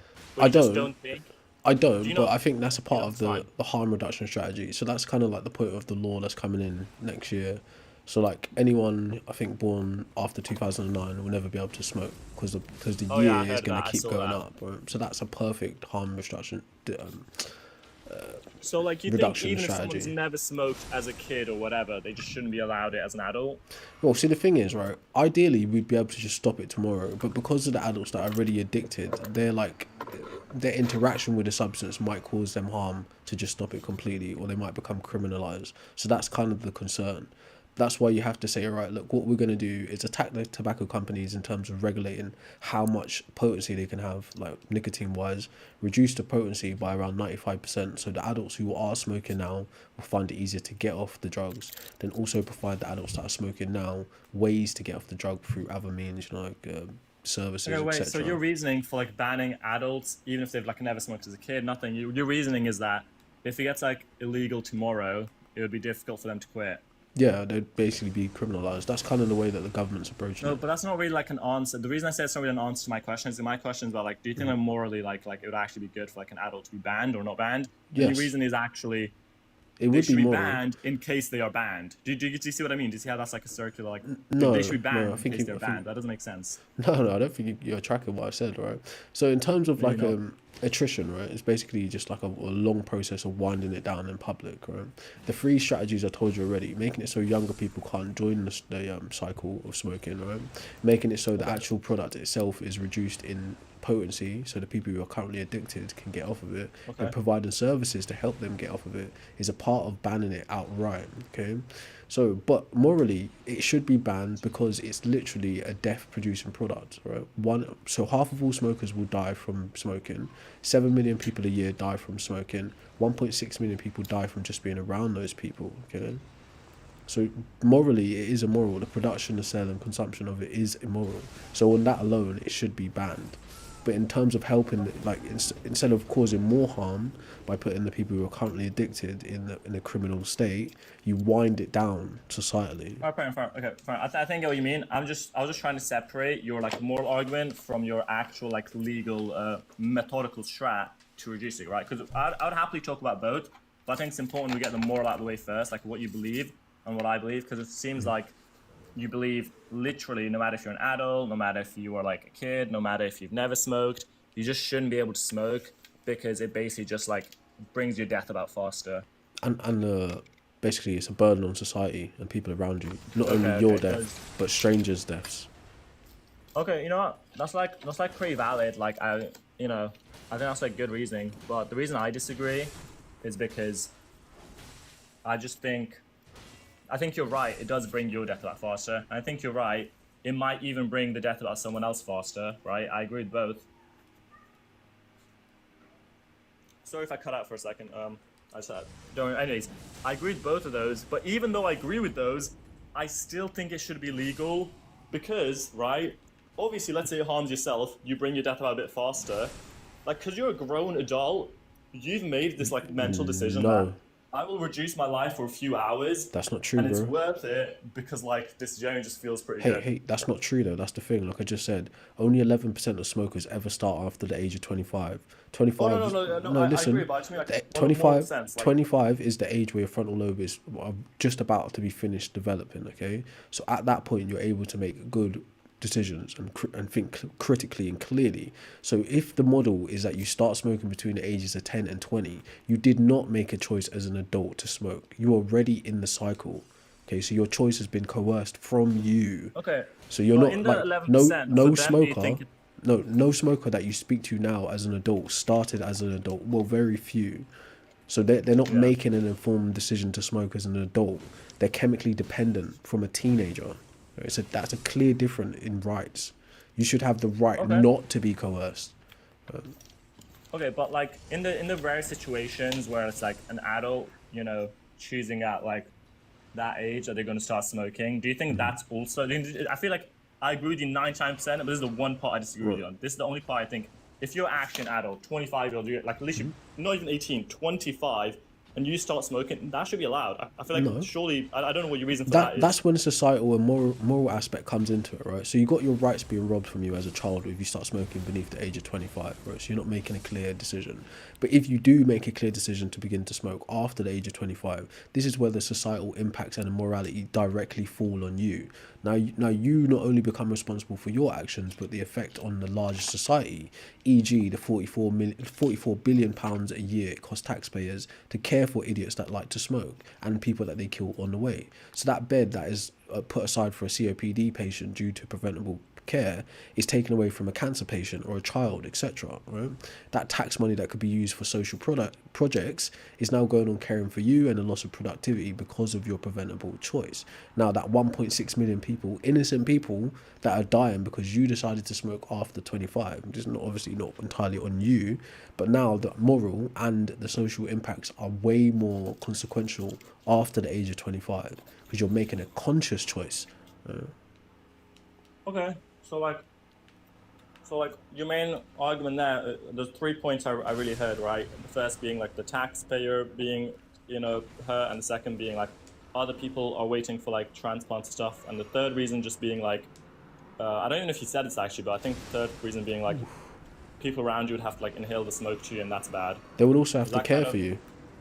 Right, Well, so careful, yeah, which goes back to taxpayers and like hospital money and shit like that, right? yeah, obviously that Yeah, right. so- So if you go pick up a Well, let me cigarette reply and you to that. die, I just said your points. I didn't reply. well, yeah, you kind of misrepresented them, but sure, go. Okay, go ahead. Go. The point I was making is if you become 11% of the 1.3 billion people that smoke after the age of 25, right? You're literally then saying I'm making a conscious decision to promote the degradation of our society. You're making a conscious decision to impinge or infringe on the rights of your fellow man. So how could your individual rights be held above anyone else's? Okay, but do you not think that's like a big reach? Like, No. that's 4 points. Fine. Look, I think we're gonna do this one at a time, right? Because what you just said there was a bit of reach. The other ones are easy to reply to, right? If anyone's getting like a transplant, this is already true. I didn't say anything Literally, about a if you're a transplant. smoker or whatever, well, okay, I'm just saying this anyways, even for you, whatever. I'm just say this alive. If you're a smoker and you're in the NHS or whatever, and they're like giving you like, I don't know, whether it's someone's organ or blood or whatever, they're like, wait, you're a smoker. You're actually at the bottom of the priority list. People who are not smokers go above you in the priority list. That's I like never a thing. said So that, you're though. chilling. Right. I said a No, you're good. hospital And the bed, second so you're taking up resources essentially. Right? So if you Okay. so Now if about that you part, taking resources, taking taxpayer right, money no, that but think NHS about it like pays for this, you and okay? people caring for you, right? If I you think that's okay. develop, And the reason I think that's okay, right, is if there's another, let's say I'm a grown ass man and there's another grown ass man, and neither of us have been smoking since kids, and this guy decides he's gonna start smoking, do you right? think Whether that's it's how care cigarettes is or marijuana, prioritized? I'm gonna say, I'm happy for my taxes to go to caring for you if anything happens to you in 20 years, 30 years. 20, Do you think I'm that's more how than healthcare happy. is prioritized? This person's a What do you smoker. mean? This person's not a smoker. Do you think that's how healthcare is prioritized? No, I mean like in terms of like organs and stuff like that. That's not the point, right? If you develop one of the respiratory diseases like COPD, right, or emphysema or lung cancer, okay, that's care that has to be provided to you, right? And I'm okay with A, doing tra- that. a No, transplant I'm so is serious. like, yeah, that's like the lucky 1% of people that end up with these diseases. Bro, I'm so serious. As like a taxpayer, right? I'm telling you, I work 9 to 5 and a bit, and like I'm not gonna talk about how much taxes I pay, but it's a good amount. Bro. I'm not gonna lie to you. I know it's You're flex not or anything, okay it's a with good that, amount. bro. You're not okay But with the that. reason I'm okay with this, I'll tell If you you're why. Like I'm economically totally minded, okay with this. if you're economically minded, you're not okay with right. We make 7 billion from the Okay, product. no, chill. Look, It this cost is us like an economic argument. 44 billion. Bro, chill. You gotta let me finish. Because this is an economic argument, right? I am completely okay with paying for their bed, their nurse, their doctor, their everything, right? I'm totally okay. The reason being, I know they're a grown adult conscious man, and I know I'm a grown adult conscious man, and we both had cigarettes in front of us, and I was like, you know what? This makes my breath smell bad. This makes my life worse. This makes like Everyone's all these life things worse. Huh? Everyone's life to it. No, but wait, we're thinking. Let me finish this one, right? It's so bad for me in every way, and it's probably going to make other people like me less because my breath is worse and whatever, and they don't want me to smoke around them. And it'll probably also reduce the amount of people who want to date me because they're like, why you're a smoker? I don't want it. So I know all these things, and I said I don't want it. But then I see the guy next to me, who's also a grown man, and he said, I want it, and I know all these things are true because I'm a grown man. Everything he said is a fact. 100% what he's saying is a fact. But I still want it because literally my brain or my body or like my like stress or whatever it is they have, whatever it is they want, like this think that's actually incorrect. trumps all that. I think that's This quite genuinely incorrect. trumps all that. I think that's quite incorrect. If you think, all right, so Quite incorrect? think about it like this, right? If someone says to you, right, hurt yourself, right, you just have a choice to hurt yourself, right, or not hurt yourself. Which of the two do you take? Not hurt. Right? Any reasonable, rational person would say the same thing. If it's a choice between harming myself and not harming myself, the rational choice is to not harm myself. So all the extra context you just added is nonsense, okay? The adult, Wait, do you not understand that tobacco can actually listen, make you like feel like either more relaxed or brother, reduce listen, stress? Or, even like, the do you not adult, think it feels good at all? even the adult who makes the conscious decision to smoke, according to you, right, is still in the same cycle of coercion, right? The people who end up smoking, right, well, people who come from Look, poor I want you to backgrounds say one thing because come from free... I respected all your arguments. I want you to say one thing. Just admit Listen. that tobacco not only can reduce stress, it can make you feel good. Listen, it can feel bro, great, I don't it can, like care. make you feel more relaxed. Just No, say no, that, it doesn't. and I'll like. No, it doesn't. It right? doesn't. That's a subjective opinion, okay? Now, No, the it's facts not. are right. The can't people be who serious. the people who will end up smoking come from the bottom half of society, and that makes them 3 to 4 times more likely to smoke. So at the point, if you've dodged smoking cigarettes all the way up to the age of 25, right? You making a conscious decision to smoke after the age of 25 is still a type of coercion systemically, right? So you saying that, oh, like he's just choosing to smoke. Obviously, he's not just choosing to smoke in the same way that you wouldn't just choose to harm yourself. That's what I'm saying to you. Can I say something? You know what it is, bro? Some people, actually a lot of people, find it very difficult to imagine that other people's like minds or like brains or like experience essentially is different to theirs, right? They find it like really difficult. And you know what? I don't blame them because like everyone struggles. All of us find this difficult, right? But I want you to know, and I've only learned this recently, not to brag, I'm not a genius or anything, but I only learned this recently. Everyone's experience and how they see the world, how they feel the world, how like you can look at the same thing, they look at the same thing, and they see and you hear the same thing. It's so different. You And I only feel just like learned if that. you were more open to this idea and realize that everyone's experience is so different, you would realize, right? Brother, I'm aware you of that. smoke a cigarette, because I know you said you smoked before. You smoke it, another guy smokes it, and the experience is like day and night. And if you were to realize that, you'd realize, wow, this is actually, like, if I was them, maybe I would be, like, smoking another one. brother. But if I was someone else, do maybe you- I'd hate do it you- and be like, do you I'm never think- touching it. Do you think I don't understand the concept of subjectivity? You just said it can't bring like relaxation, it can't bring like stress relief, it can't No. bring any of that. I said that's a subjective opinion. Think it does about do what that, we doesn't it? said, right? You could get that experience in the same way you could get relaxation from doing something violent and someone else couldn't. Right? That's a Me and you would not subjective get the same opinion. relaxation, by the way. The Me and you would not get chemical, the same relaxation. the chemical, right? The chemical that's delivered through the nicotine, it might give you temporary relief from anxiety, but because of its addictive properties, it produces more anxiety after it leaves your system, right? So it's actually a self-perpetuating cycle. It's destructive. That's what I'm saying to you. Dude, I'll like use because this is how I learned what I said, right? I told you like I learned this recently. ADHD, right, is literally just when you don't have like much dopamine in your brain and everyone else has way more than you and you literally are like way below everyone else's levels, right? That's what ADHD is. My whole life, my dopamine has been like ground low compared to the average. It's been ridiculous. And when I drank alcohol, like literally for the first time, like about a year ago, what happened was I thought, oh, because I've never drank and everyone else around me has been drinking for years, I'll probably be such a lightweight, I'll probably get drunk instantly. Don't stop. But you know what? I found it very difficult to get drunk. Why am I telling you this story about how I found it difficult to get drunk? Once I started taking my medication and I fixed my dopamine levels, my experience with drinking was day and night, and I was, oh, everyone else feels alcohol like this. Now I'm just like them. Now that I've got my medication and my dopamine is average out, just like everyone else's average out, my experience with drinking is different to their experience from drinking. Like, oh, I see now.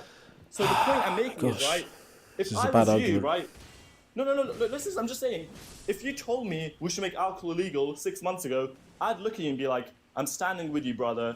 Alcohol, literally, it ruins everything, and I don't even see the upside in it. Let's just ban it.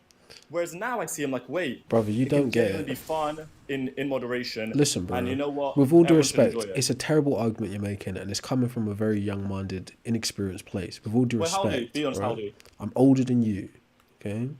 Yeah, but how old? Just But saying it. me pulling rank 22, you're age-wise, 22? me pulling rank age-wise isn't a good argument either. All you're pointing to is your subjective experience. The only objective thing to be discussed here is the facts about what the chemicals do to your body. The point you made about dopamine receptors is very true. But the thing is, when you have an interaction with psychoactive drugs, alcohol, sugar, caffeine, nicotine, cannabis, right? It actually lights up that center in your brain and it makes you crave that substance more. Now, there are natural ways to get dopamine, to release serotonin, oxytocin, norepinephrine. There are natural ways to do that, which don't require a substance being introduced to your body. Okay, but once you introduce the substance in order to get that feeling that you're describing, you create chemical dependency. So you need the You're substance. missing my point. You don't know why I brought that up. I You only brought now that up to need the tell you everyone's substance experience is in different. order to experience. Yes, thanks, bro. Are we the same person? That's an obvious thing. And if you just realize that, then you're not old enough to really have this conversation. Right? Okay, then can we get... Okay, you know what? This whole thing revolves around one point, because you wouldn't say tobacco can bring relaxation. You say, oh, it's subjective. Okay, sure, it's subjective. That doesn't mean it can't bring it just because it's subjective. What did I say? Can What did I affect say? One person. What did I say about nicotine? It can temporarily reduce anxiety, but because of the chemical dependency, it generates a new type of anxiety, right, which causes you to seek out the substance. It's literally what I'm explaining with I alcohol. agree, dude. Okay, great. We're finally in agreement then, right? We're finally in agreement on that, right? Because you know what? You know what? Since we're in agreement on that, my argument is now maybe going to make a tiny bit more sense. When I said me and my fellow man looked at a cigarette and I was grossed out by all the reasons I listed, right? I told you all the reasons, and he picked it anyways. I don't think he's stupid. What I actually think is when he smoked that, when I smoked that, our experiences must have been day and night. I'm like, there's no other reason, right? Oh my gosh. Because we both looked at the facts. The only reason he picked it is because our experiences must have No. been different. What other Alright, so that's a possible reason could giant be? that's a giant assumption, right? I already told Okay, what's you. your assumption right? then? What's The your facts reason for why he took it and I he didn't? hasn't been presented the facts. His choice is Yes, societally. he has. He's not stupid. Listen, He's 25 years bro. old. Listen, bro. You can be 45. You could be 99. Your choices can still be coerced. All right. This is what I'm trying to explain to you. If the business model is literally to get people addicted to drugs from a young age, there's something working psychologically on a societal level to get you introduced to alcohol, to drugs, to nicotine, to caffeine, right? That's the coercion part that I'm saying to you. So whether you're presented with the facts or not, your own ignorance and subjectivity will force you to ignore the facts. Right? In the same way, once you're addicted to a substance, you won't be able to reason clearly. This is what I'm saying to you. So it's not a matter of fact it's not a fact that you have the facts and John has the facts and John just chose to be an addict because he had the facts. No, right? John ends up an addict because his choices are coerced, right? In the same way you end up not being an addict because your choices are also coerced to an extent. That's what I'm saying to you. Right? It's not a black and white situation like that. If you do actually understand subjectivity, like you claim, this should be obvious. Well, then why are you? Well, we usually just said something I agree with. Actually, like I don't know why we're disagreeing because at the end you fixed it. You said your like decision is also coerced, right? Like we're talking about hypothetical where John and I are both like grown. We're both like haven't smoked like, as kids. We're both like have the facts, and you keep saying, "Oh, he doesn't have the facts." Like, no, in this hypothetical, we both have. And you know what? Actually, the facts are difficult to remember or something, but everyone knows them. The facts are they will reduce your life. The facts are make your breath Remember smell the bad, question I asked the facts you? are will cost you money, and the facts are. Yeah. You might be like in hospital sooner. Like these are facts that I knew at 10 and not 25. I'm not even 25 yet. Oh my My gosh. point is, you act like John doesn't know these facts. John The question, knows these facts. all right, so if you want to summarize the question in a simpler way, right? If I asked you, would you rather harm yourself or not harm yourself? What is the reasonable choice to make? You did this earlier, and then I had to correct you and say DeFaco has a good side as well. It's not just harm. Answer the question, right? If someone say no. offered No, you, don't right, harm me. I say what don't is the harm me. what is the reasonable choice to make, right? Harm yourself or not harm yourself? So not. if the rational decision is to not harm yourself, then something has gone wrong where someone makes a decision to harm themselves, and that's what we're talking about. Okay. But you know what? If that happens and someone chooses to harm themselves, you'd probably be like, oh, maybe they need therapy because like Yes, possibly. maybe they're trying to hurt themselves, or maybe like even more obviously, you know how some people do self-harm, right? Let's not make this about the S word because it's sensitive. Okay, I'll try not to. I'll try and say that. My whole point is, right, this is like the one point we disagree on. There's like if we fix this, we fix a lot of stuff, right? The point we disagree on is why did John smoke, right? I think John smoked because his experience whilst doing the smoke was different to mine. Agreed. You think he smoked because No, there was like I agree. coercion, I agree. like businesses and stuff. You I agree. Both things are true, right? Your experience The and John's. coercion and the experience. Yes, are both true. things are true. Your experience and John's experience are completely unique to each of you, right? But the coercion societally is also a truth. If you understand what marketing is, right? Consumer psychology, right? These things are at play because we're talking about a product that's been marketed to people generationally. You need to be able to know, like, with all due respect, I can't act as if everyone should be informed about things because there's things I'm not informed about. But the reality is, when you go to a shop to buy anything, right, consumer psychology is at play. Where things are placed on the shelf, your past experiences and exposure to the product, to the ads, to members of your family and your community that use the product are all at play. So those things are what is considered in part of the coercion at large, okay? So it's true that your decision and your subjective experience and John's subjective experience are different. But at large, right, the objective thing at play here is you are both being influenced by external forces, right? Okay, but what if like we literally perfected like a society where there's not a single person smoking and people like barely even remember what smoking is anymore? It's like this like completely smoking extinct society, right? And then me and John come up to a table and like once again we know the facts, right? It's like very simple to understand. We've been told it. We're both educated. We're both smart, and we're both adults. And then we put a cigarette in front of him, which we're both told to smoke it. So I smoke it and he smokes it. And then I say I never want to touch this again. He says I'd like another, please. Right? Remember, in this hypothetical, do you think it's possible that he says I like another, or do you think in that kind of society he would never say I like another, not a single person? There's an explanation for that, right? What would happen is Okay, what's the one, explanation? the person, right? So if you're saying you're both the same age, right? You both have the same facts and information. The society is banning the drug, right? So no one really uses it, right? This Yeah. is completely hypothetical. At the point in which the person who decides to smoke it again, what would be examining then is their unique biology and psychology, how the chemical is interacting with them, right, and how their mind works with substance use, okay? Because that's all there is to it. No, like yeah, that's why I said like I agree in like that our experience with the chemicals in our brains hitting us is gonna be so different. And I'm like, if that smoke has given him like a much better, stress relief, a much better whatever it is, it's just Oh like man, so much so things, good man. for you, bro. I'm like, good for you, get it. That's not how that works, though. That's the problem. What you're not understanding. Okay, so right, if think about it like this in a very simplified way, right? You and John watch 100 movies. In those 100 movies, there's a scene in there where a bad thing happens, and immediately after that bad thing happens, one character pulls out a cigarette and starts to smoke the cigarette, and they tell you how relieved they are after they've smoked the cigarette. Or one character pulls out a can of beer or a glass of alcohol, and they drink that alcohol after the experience. Now, after watching those 100 movies, you and John go out into the world, and you experience that bad scenario. You've now been primed to pick up the cigarette or the glass of alcohol because you experienced that scenario you saw in the movie. That's how it works.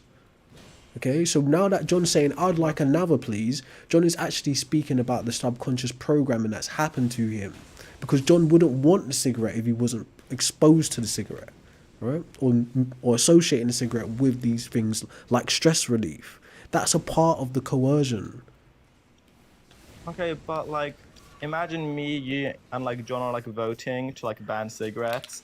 I say you say let's ban it. John is like, please don't ban it, and I'm like, I'm not sure. Can I hear both your arguments? And John is like, look, I'll be so honest with you, right? And by the way, this is basically a real story I'm telling you. Even though his name's John, this is basically a real story. It's like, I get like pretty bad paranoia, right? Like it's kind of silly almost to say out loud, but it's like it generally feels like sometimes nothing will be happening, but it feels like everyone's just after me, and it's like really weird, and I just hate having this paranoia. That's But when I fine. smoke, like the paranoia just goes away, and it's like I feel a lot more chill. Like, and it's like That's unlikely. I'm like that's pretty unlucky. Like, you know, you should probably like talk to like a doctor or whatever about it. They're like, I know I'm on some waiting list. It's literally like 2 years till I get whatever SSRIs. And I'm like, Oh my damn, gosh. that's peak, bro. I hope like when I'm like I'm like, even though it's bad for you, like clearly like the No, effect no, on your no. lungs is What you're nothing saying- compared to like the effect on your paranoia. No, what So I you're would say saying is go wrong, take brother. another- No, bro, what you're saying is wrong, and that will literally fuck up society and your friend. Right? You're We're talking about my literally, friend right now, not you're society, so I'm just talking about him, literally like- wrong. You're literally wrong. Okay. Wrong about which part? In terms of his experience of paranoia, that's something psychological happening. But linking that paranoia and the relief of that paranoia to a substance abuse is going to damage your friend in the long term. Okay. I know. I just said it, but I So said it. I said telling the so lungs telling are gonna him be bad. no, not just the lungs, his mind will be fucked. Alright? So telling him, yeah, like that's totally cool, bro, just smoke another one. No, right? Instead, if you want to help your friend, talk to him about the problems in which are producing his paranoia. Don't point him to the substance. That's an escape route that he's now gonna lean on, chemically depend, because he's now gonna make the connection between his paranoia and the relief of his paranoia with a substance. Okay? You're Can I, not like, helping, you're concede fucking him something up. Here? Can I concede something here? What, go on. I'll like concede that like, you know, him taking that cigarette is not a solution. It's not like oh hooray we deny found the cure. It's not. It's actually like he's fucking himself up in the long run. I'll concede this. He's like physically like his lungs are going to be And like you're telling worse, and you're right? telling him And, it's like- okay to. So you're And part like of the you know, problem. it's like bad for him physically, right? But the one part that I won't concede, and like this is where I say it's a trade-off, right? This is where I say it's like it's not purely bad. Even you know it's not purely bad, right? You're not gonna say and be like the What? paranoia doesn't get better. You're What are you gonna talking admit the about? paranoia gets better, but you're gonna say the trade-off isn't worth it. Like yeah, the paranoia can get better for the next 2 years until you finally get your like GP appointment. What are you But talking these about, 2 bro? years of- It doesn't even make because sense. you're gonna agree that like in this hypothetical, his paranoia genuinely gets better for the next 2 years until he sees a GP. Why to the get fuck proper would I drugs. agree to that? I've already just told Because you that's true. the paranoia is psychological. Okay? So well, what Introducing the substance to it would make it worse. What would then No, he just happen? said it makes it better. He just said.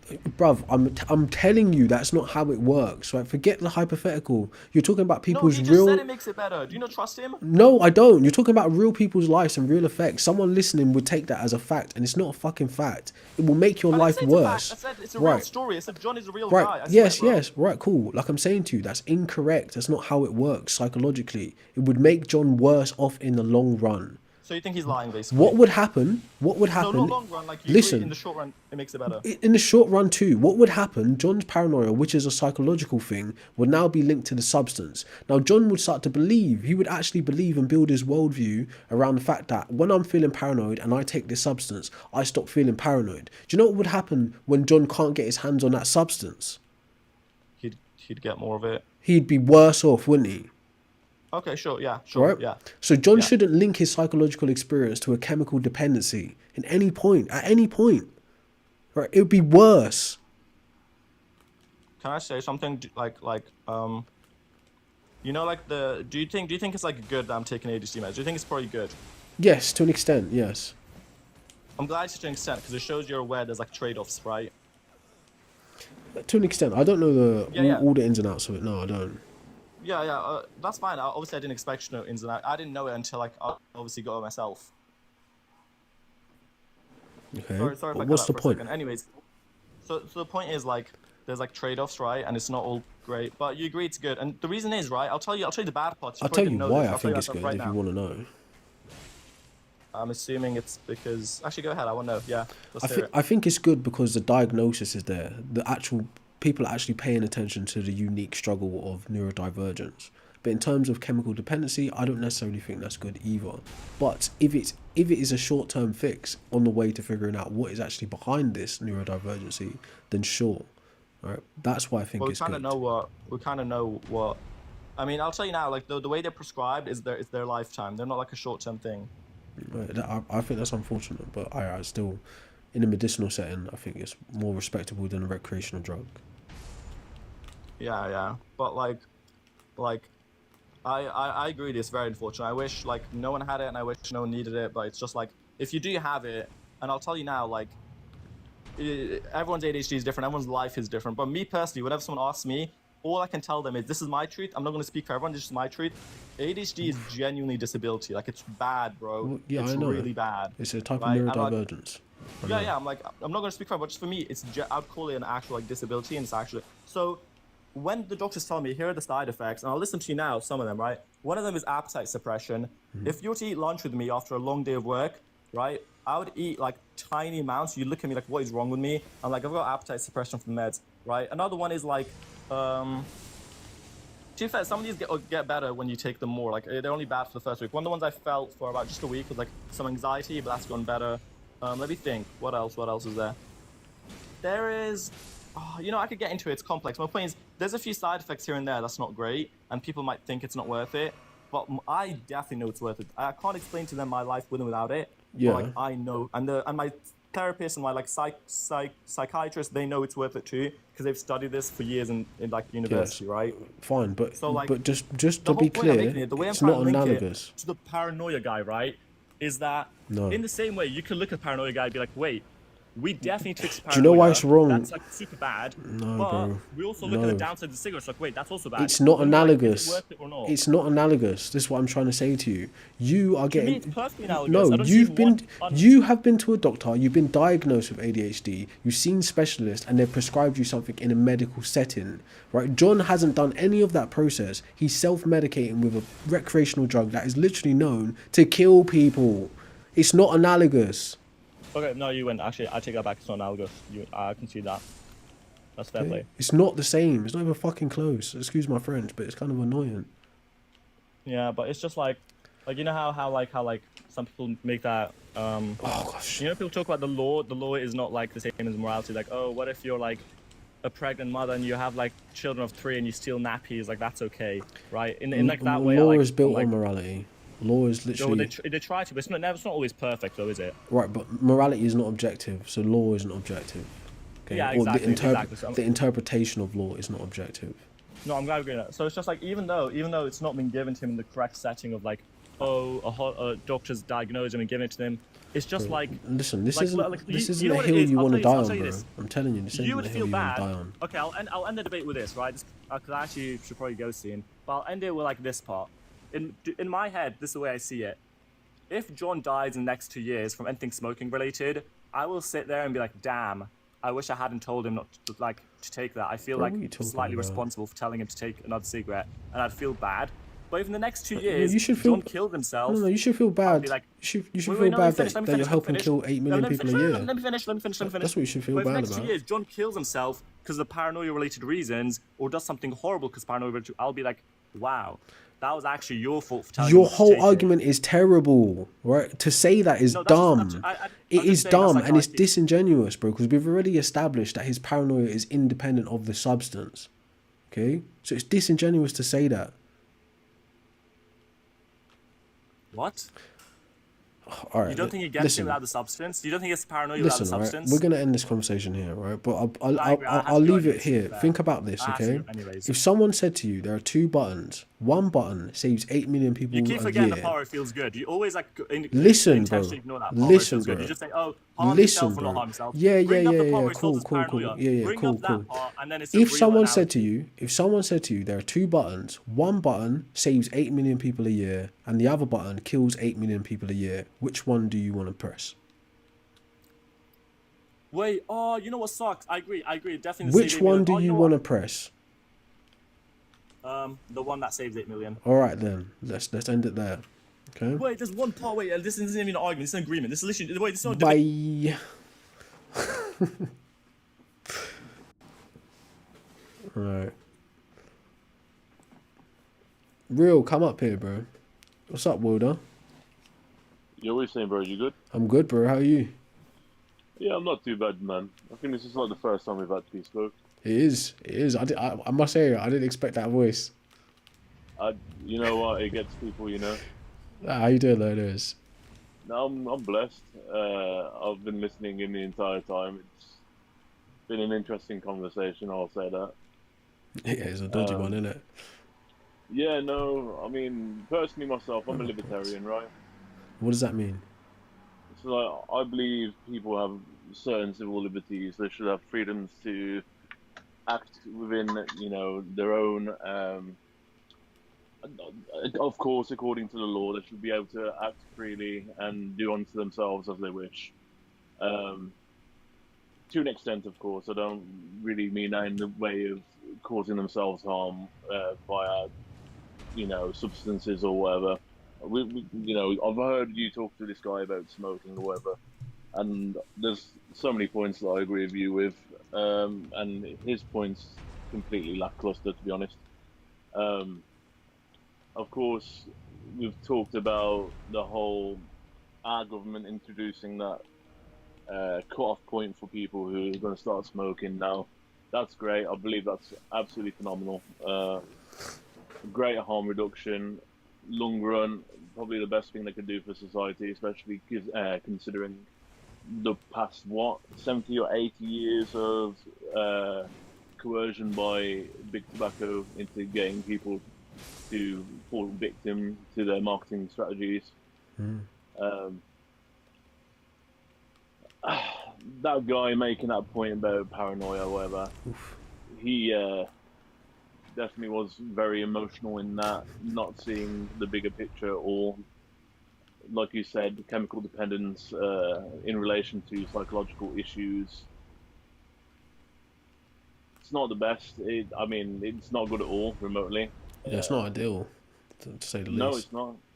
Because all it will do, I mean, I'm versed on it because I've studied psychology, both chemical and pharmaceutical. So, if you do have paranoia, and you know you're smoking whatever substance or you're taking whatever substance in a recreational way to negate that, all you're really going to do is, yeah, you're probably going to have some short-term benefits of not feeling that paranoia so much, but the offset of the neurochemical balance that you're causing will cause the paranoia to be greater outside of the scenario in which you're not underneath the substance. Even worse, if you find that the substance is actually the cause of it as well, that would be even worse. Well, yeah, exactly.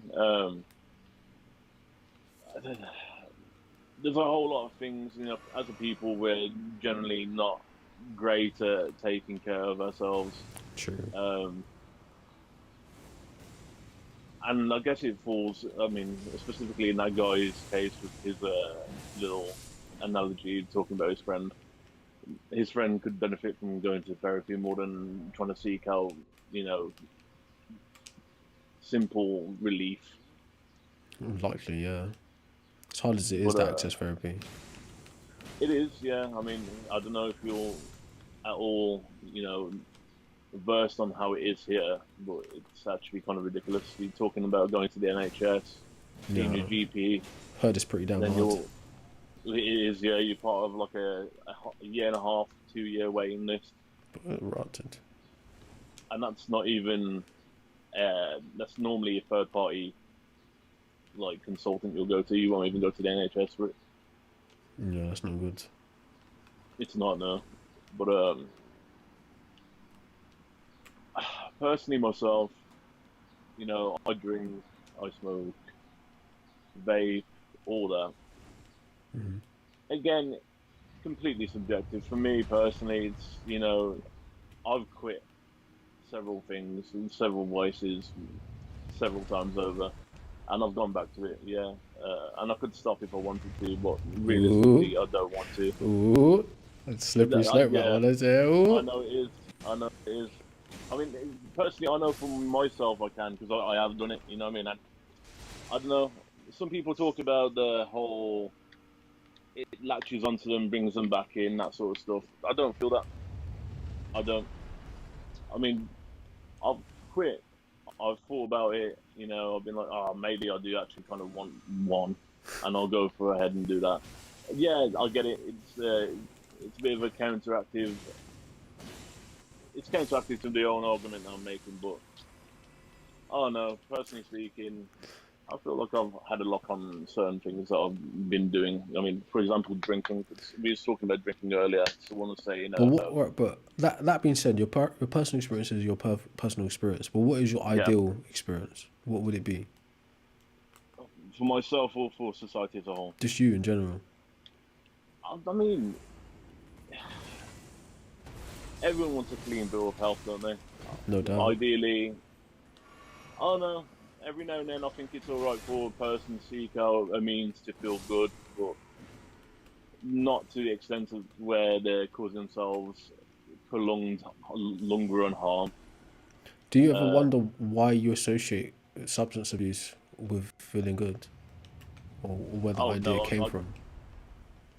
no, I get it completely. Trust me. Reward pathways in the brain, marketing strategies, insertion of certain narratives in film and media. I get it completely. And it's not something I advise people to get into. I've actually steered clear many people from engaging in recreational use of several things, but That's good. I also happen to work in an industry where it's kind of, I guess, semi-predatory. You know, I work in nightlife, Okay. Oh yeah, I remember you told me so about that. Yeah, I yeah. remember that. So, like, for me to say people shouldn't be engaging in vices is one thing. Uh, but I'm actively working in a, you know, a field in which it kind of relies on people to engage in vices. Yeah, we're all complicit in some way, bro. We're all Of course, complicit to exploitation in some way. So I hear it, but a job is a job, innit?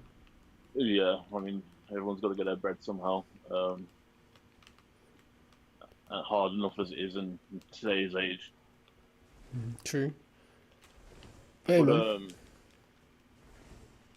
go yeah, on. no, we was talking about obviously. I can't remember what someone said earlier about alcoholism. It was a completely stupid thing they said. They was talking about, you know, someone not drinking for weeks or months at a time and not being an alcoholic if they do take a drink every now and then. Oh, that's a good point, actually. I forget what the stat is. There's actually a chart for it. How much you can drink before you're considered on the spectrum of alcoholic. But this is the thing, though. I don't know if you're versed in what binge drinking is. I'm drinking a lot. Well, yeah, yeah. Even you know, it could be months apart. But if you're drinking a lot in a certain setting at one time, even if it is completely inconsistent and months apart, that's still alcoholism. True. Um, so I don't know. I think there's people in here who mean well in trying to talk about certain things, but they're not actually well versed on what they're talking about at all.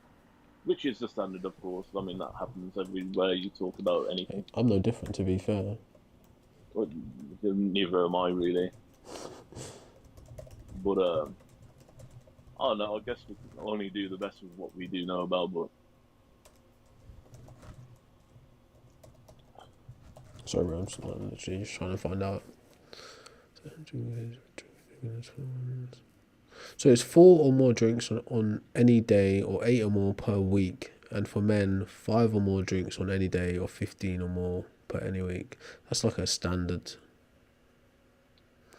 That's Someone always says been something that's confused me. binge drinking is defined as consuming enough alcohol to bring blood alcohol concentration (BAC) to 0.08% or higher. Nationally, most, or this is about America, most American adults who binge drink do so about once or twice a month, consuming an average of 8 drinks per binge session. So they got guidelines for it, but hey. Yeah, it's rough though. I mean, I've engaged in binge drinking. I've not exactly.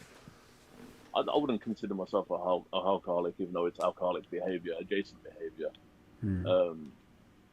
I don't personally really like drinking all that much anymore. I guess Fair. it's something you grow out of if you do or don't. But Yeah, I can see that.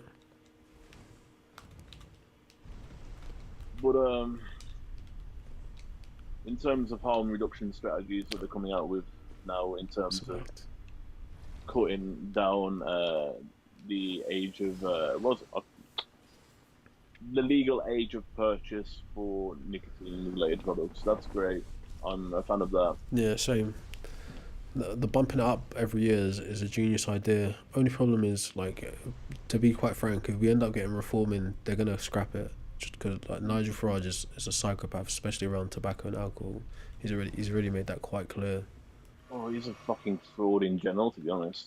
So if the Conservatives could also end up scrapping it as well, but it's like one of the few things you could say actually well done Labour for actually addressing this, of all the actual not so good things. This is actually one of those things. It's like, all right, you good job on that. I mean, yeah. I mean, as big as big tobacco is, I don't know how long restrictions like that will stay in place, legislation like that will stay in place. Yeah, they will lobby. There's no doubt. But this is why I think it is. Look, the government can only do so much legislatively, but people on the street can change culture. We can literally steer culture. Yeah, Ideally, absolutely. you know. So, or not to be like a ridiculous like culture warrior, but ideally, if you change how people interact with these ideas, then you can affect up the chain. I think, as idealistic as that is. I don't disagree though, because it's all about social norms, isn't it? I mean, the only reason why we're okay seeing people smoke generally is because it was socially acceptable for so long. Like, for example, pre-2003, I think it was, everyone was smoking indoors, but we got past that point. You know what I mean? Was that what it was? I thought it was like 2010s, man. My time perception is so warped. Yeah, don't get me wrong, that's been it. But I remember being a little kid and being around pubs and stuff and seeing people smoke inside. Same. That's the way I framed it mentally. I thought it was just like 2010s. I don't know why. No, I mean, it probably did seem to fade more into the late 2000s and 2010s, to be honest, because depending on where you are, not a lot of people really care to enforce that too much, but generally speaking, it is like True. 2003 when they stopped it. So that would have been Labour as well, then, isn't it? Yeah. The irony. For all the, quite recent failings, they're actually not that bad in terms of bringing a policy that is probably more health conscious societally. Maybe. To be fair, I'm not even fully politically aware like that. Anyways, it's just interesting to me. I mean, I'm a little bit politically inclined, but today, I mean, these days, I'm not really. I can't really say I trust anyone anymore, but I only latch on to what I think is perhaps the best out of the bunch. You know what I mean? See, because I'm not informed enough, I can't even make a claim like that. I'm like an issues type of person, which is terrible as that is. Like a one issue at a time type of person. I mean, because I don't know what the whole configuration entails, so I'm just kind of like abstain. No, that's fair enough. Yeah. I can agree to the point that if you want to tackle societal issues, you're gonna have to probably best do that one at a time instead of trying to address multiple things at once. But Look, I mean, just like in terms of how politics is run, like obviously people are saying you're not supposed to be like a one issue voter type of thing, but I think that's a reality for most people. Like leading up to elections, there'll be certain ideas that are just push, and people will make decisions based on those bait ones, and not see all like the underbelly of all the other decisions that have been made. So I feel like well, the average person is there.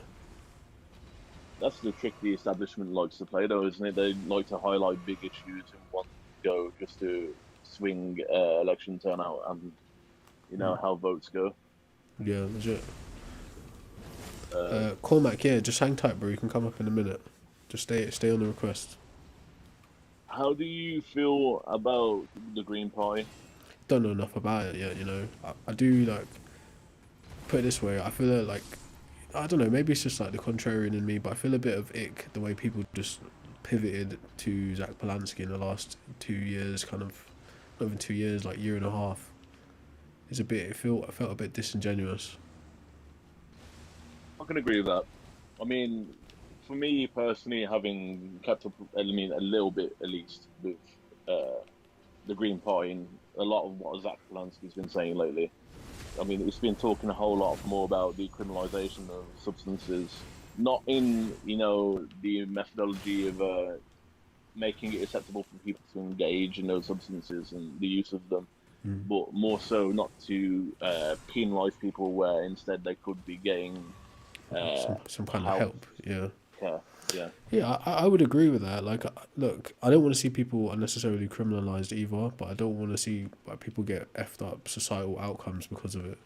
At the same time, do you know? No, I bet For my own personal lived experience, there's a clear difference between lower working class people on a council estate's use of drugs and interaction with these things to a middle class and upper class.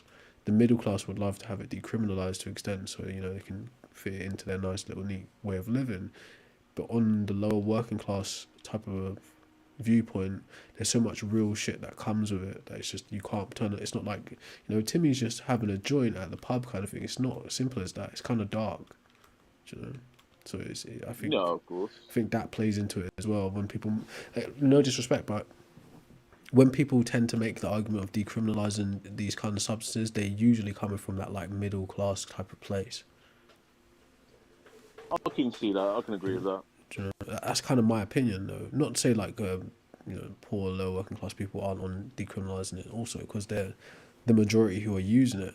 But the circumstances in which the poor working class person is using illegal substances is quite different to the middle class and upper class.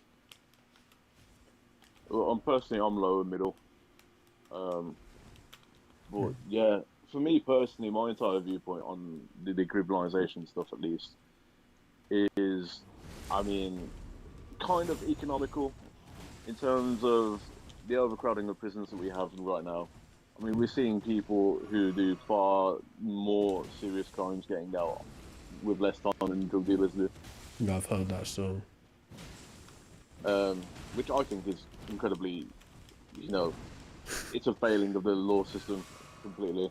Well, that's true, but the problem is the law system was never set up properly in the first place. How do you? No, absolutely not. How do you objectively like dish out a proportionate sentence to a crime? Do you know Well, what's the correct guidance on it? We're definitely in need of mass reform, but whether or not we'll get that, Ooh, I'm joking. No, I know. I'm just playing. No, for me, whilst we're talking about reform, Nigel I can't stand at all.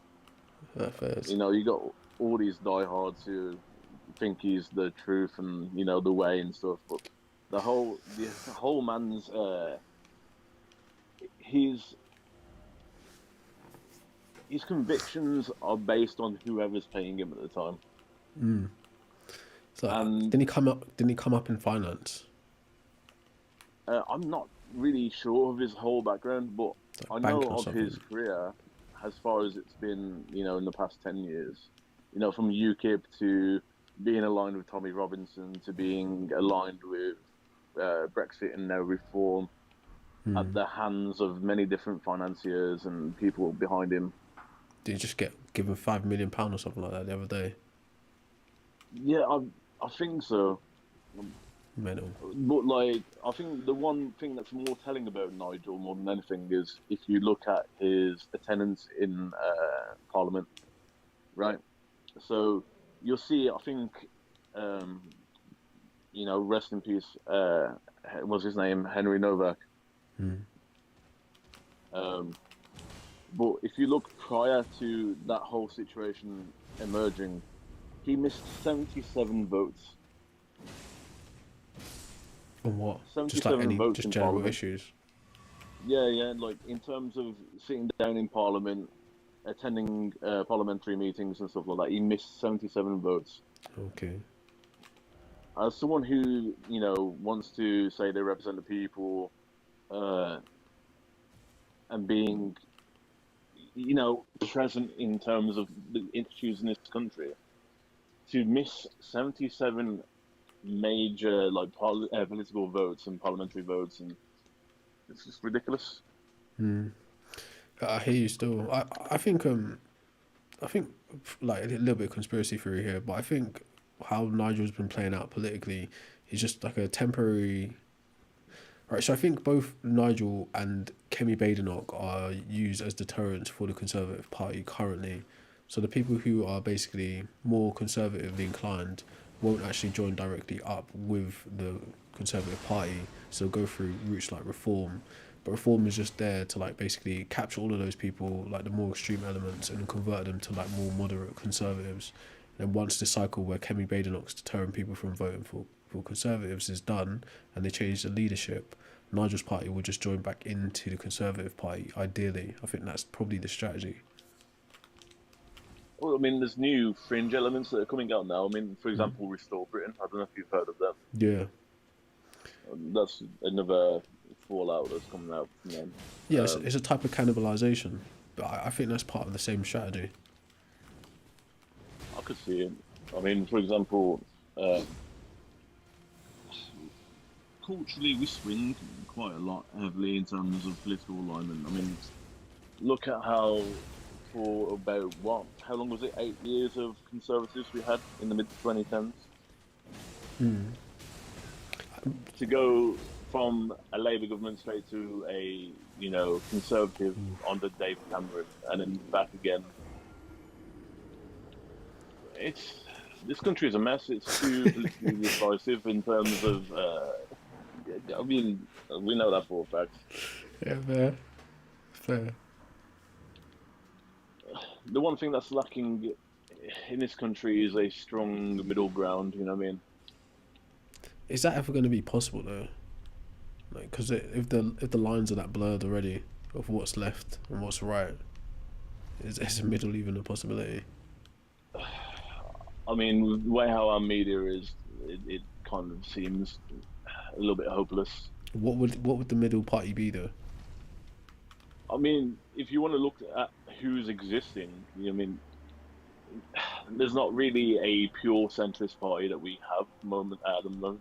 We have the Lib Dems, we have the Greens, and they both are now leaning centre-left, to left.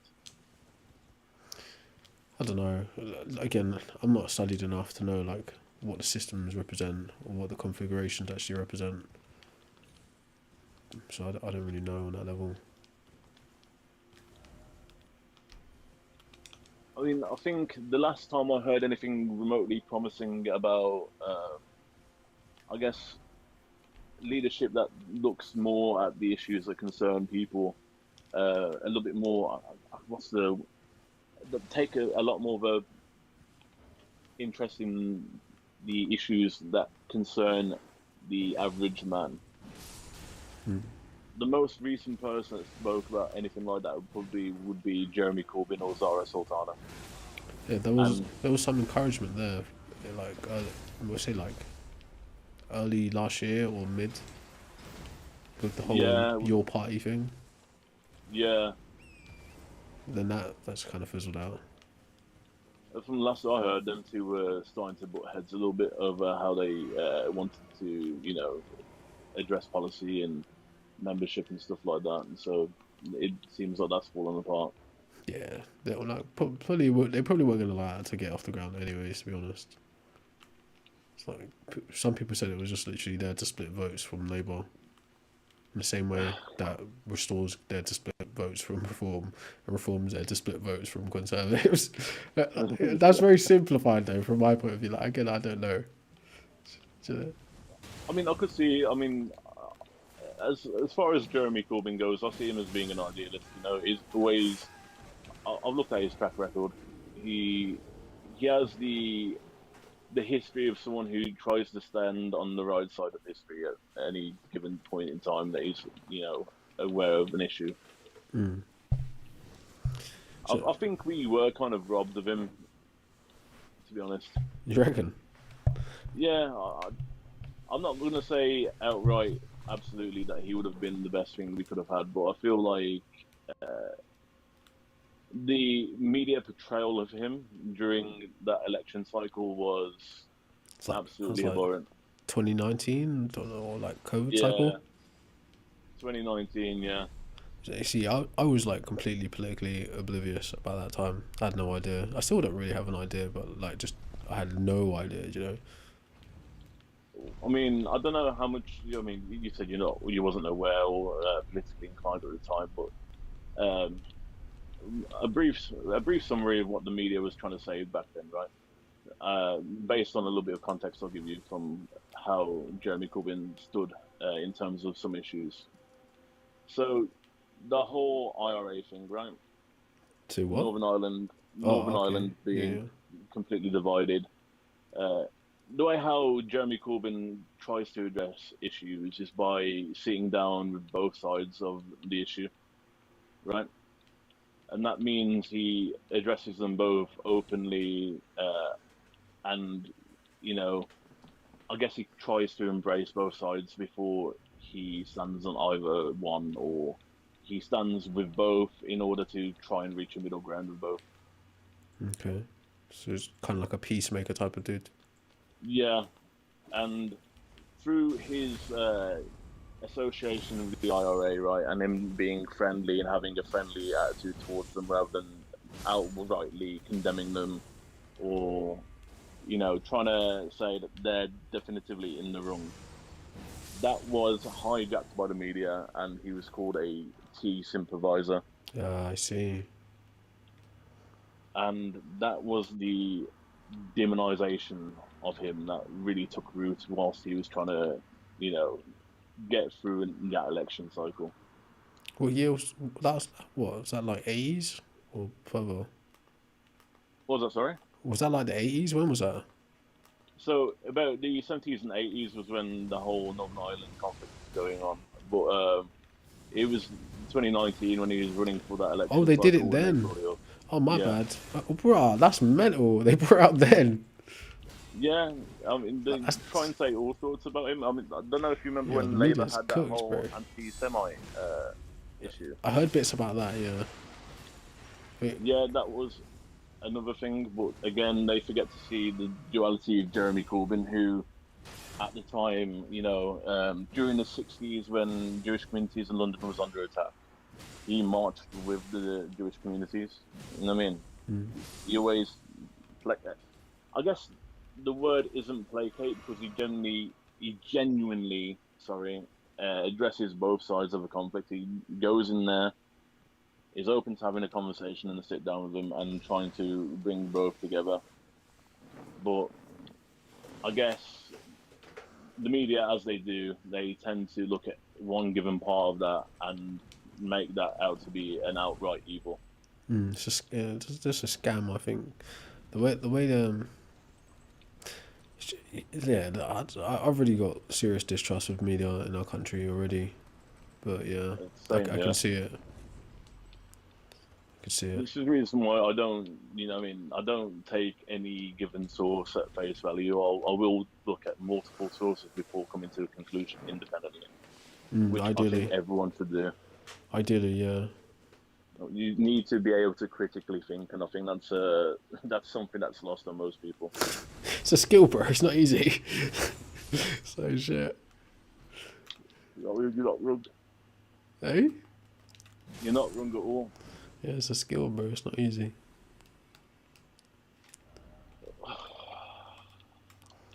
Yeah, Hey, bro. the future's looking a little bit bleak, though. I'll tell you that. Don't, man.